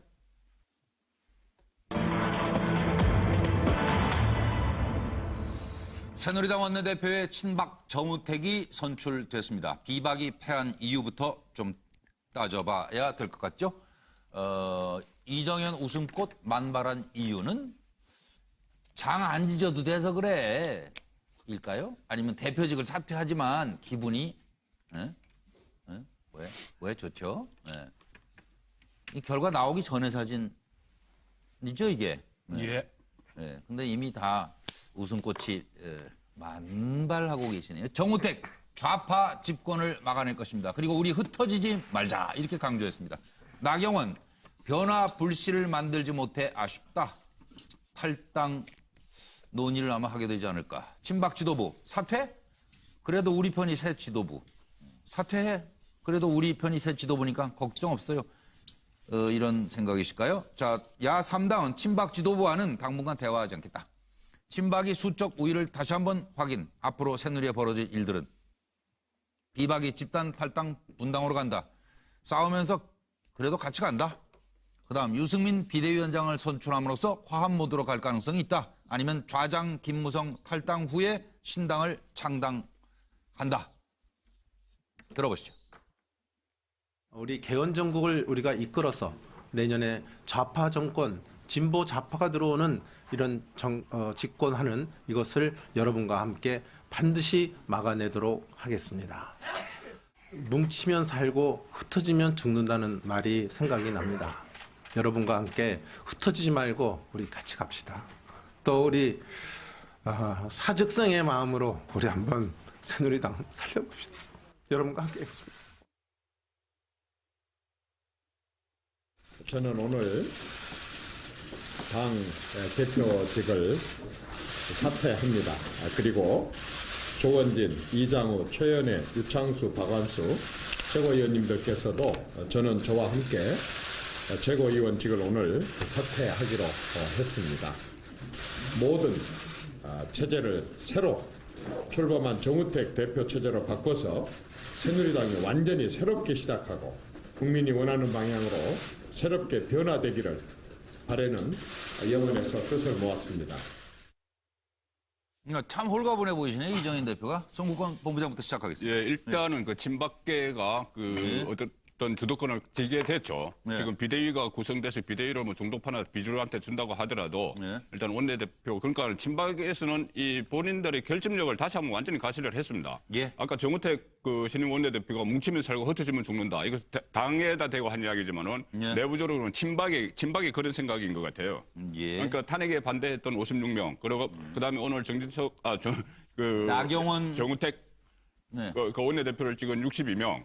이 친박이 일단은 나중에 당이 분열이 되더라도 일단은 우리가 이것을 당의 주도권을 가지고 있자는데 완전히 뜻을 다 모은 것 같아요. 그러니까 정우택 원내대표 같은 경우에 친박 중에서도 얼마 전에 서울역에서 박사모 촛불 집회할 때, 박사모 집회할 때 그때 가서 연설을 했어요. 그때 보면 대통령 권력을 찬탈하려는 업무를 막아야 된다. 이런 말을 했습니다. 그러니까 친박계 중에서도 아주 강성이죠. 예, 그렇네요. 그러니까 정우택 원내대표를 내세워서 친박계는 계속 당을 장악하려는 그런 움직임이고, 마무리. 거기에 비해서 비주류는 어떤 중심축이 없는 거죠. 없죠. 없기 때문에 결국은 이번 경선에서 졌다. 이렇게 봅니다. 알겠습니다. 차명희 전 의원님. 이제 현재 친박이 사실 숫자가 많잖아요. 그렇죠. 그걸 이제 보여준 거예요. 혁신과 통합이라는 그 단체의 멤버 62명인데 이번에 정우택 대표가 받은 표가 62표예요. 이제 그러면은 이 사람들은 무슨 생각을 하는 걸까? 이 사람들도 현재 자기네들이 여러 가지 문제가 있다는 건 알아요. 아는데 딱 이 사람들이 갖고 있는 장점이 하나 있죠. 지금 대한민국이 뒤집히지 않는 한 3년 동안 이 사람들은 월 1,200만 원의 세비를 계속 받아먹을 수 있어요. 그리고 3년이 지나면 이 세상이 어떻게 돌아갈지 모르는 거예요. 지금 우리나라가 지금 지난 3년을 생각해 보세요. 얼마나 많이 변했어요. 그래서 이분들은 3년 동안 일단 계기가 뭐죠? 낙지 같은 사람들이에요, 전부 다. 지구가 세 바퀴 도는 동안 낙지같이 딱 붙어가지고 안 떨어지는 거예요, 지금. 네, 황태준 평론가. 세 가지죠. 첫째는 가짜 보수 청산. 뭐냐니까 지금 나경원 후보도 그렇고 비박 쪽에서 계속 가짜 보수 청산을 얘기했습니다. 그런데 새누리당 보면 대략 한 50, 그러니까 친박 50, 비박 50, 중간에 한 24명 정도의 중도가 있는데 이 중도란 사람들이 사실 근본적으로는 범친박이거든요. 그 범친박은 너 참 가짜 보수고 너 척결한다 그러면 가만히 있을 사람이 어디 있습니까? 두 번째는 야당에서 계속 친박 원내대표하고는 대화하지 않겠다. 일종의 내정 간섭이죠. 흔한 얘기로 같은 당끼리 너희는 우리가 찍어주는 대로 가라. 오늘도 마치 정우택 후보 같은 경우 그 정견 발표에서 그런 얘기했죠. 웃기는 소리다. 예. 차라리 야당이 그러면 우리 당 원내대표를 지명하라. 예. 이런 식의 어떤 자존심 상한 부분이 있었을 거예요. 예. 세 번째는 아마 보면은 나경원, 그다음에 김세연, 예. 조의 전투력에 대해서 좀 갸우뚱했을 겁니다. 네. 의원들이. 그런 복합적인 요소가 예. 작용했다. 그 두 분들이 보면 이른바 웰빙 정당, 네. 새누리당을 가장 대표하는 그야말로 좀 2세, 2세 정치인들이거든요. 그런 부분들이 종합적으로 겹치면서 또 한 가지 거기다 조금 네, 마무리. 예. 이현재 예. 정치의장 같은 경우는 사실 얼마 전에 탄핵할 때 탄핵 찬성 쪽으로 돌아섰던 커밍아웃을 했던 의원이에요. 예. 그러니까 이러한 부분들이 복합적으로 작용하면서 예. 비박이 친박한테 졌다. 질 수밖에 없었다. 박찬영 박사는. 우선 원내대표 경선이라고 하는 것의 특징은 예. 그러니까 정치의 노선이라든지 또는 어떤 그 국민 여론과 딱 일치한다고 보기가 제일 어렵습니다. 예. 예. 사적인 인간관계가 제일 중요한 요인이 될 수가 있어요. 예. 그래서 어떤 선거 결과를 예측하기도 물론 어렵습니다만 특히 원내대표 경선이 더 어렵습니다. 우리가 그때 많이 보지 않았습니까? 자, 그런 면에서는 어려웠던 측면에서 뭐 내부적인 인과관계 이런 인연이 중요했는데 특히 이제 이 대목을 보기 위해서는 새누리당 같은 경우에는 그동안에 따뜻한 정당이지 않았습니까? 예. 벌판으로 나가기가 두려운 거죠, 사실은. 자, 그럼 벌판으로 나가자. 이 정당 가지고 안 된다고 하면은 벌판에 나가기 위해서는 누군가 깃발을 들어야 되잖아요.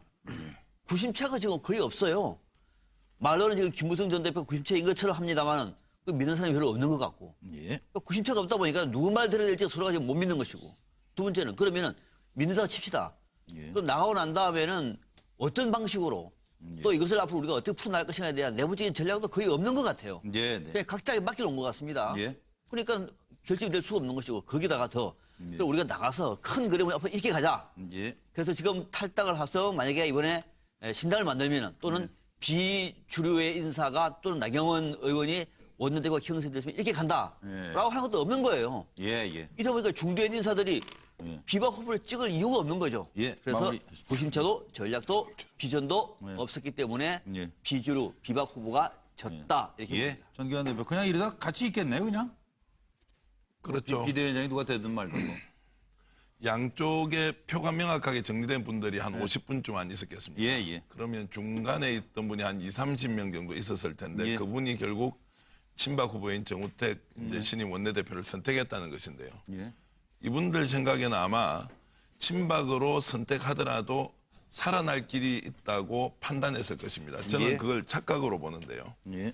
일단 총선까지 3년이 남아 있고 예. 지금 현재 바깥에 나가서 풍찬노숙하면서 비박과 신당을 만드는 것보다는 네. 애시당초 자신의 지대가 바로 친박이라고 묶여 있었으니 예. 정우택 원내대표를 선택함으로써 새롭게 길을 찾을 수 있다 이렇게 착각한 것 같고요. 예. 이 이야기는 저는 두 가지로 이제 요약할 수 있습니다. 첫째, 정권 재창출에 대한 기대를 완전히 저버린 선택이다. 예. 두 번째, 자신만 살면 된다. 총선까지는 3년 남아 있다. 예. 그때 다시 회생할 수 있다. 이렇게 착각하고 있는 것 같습니다. 네.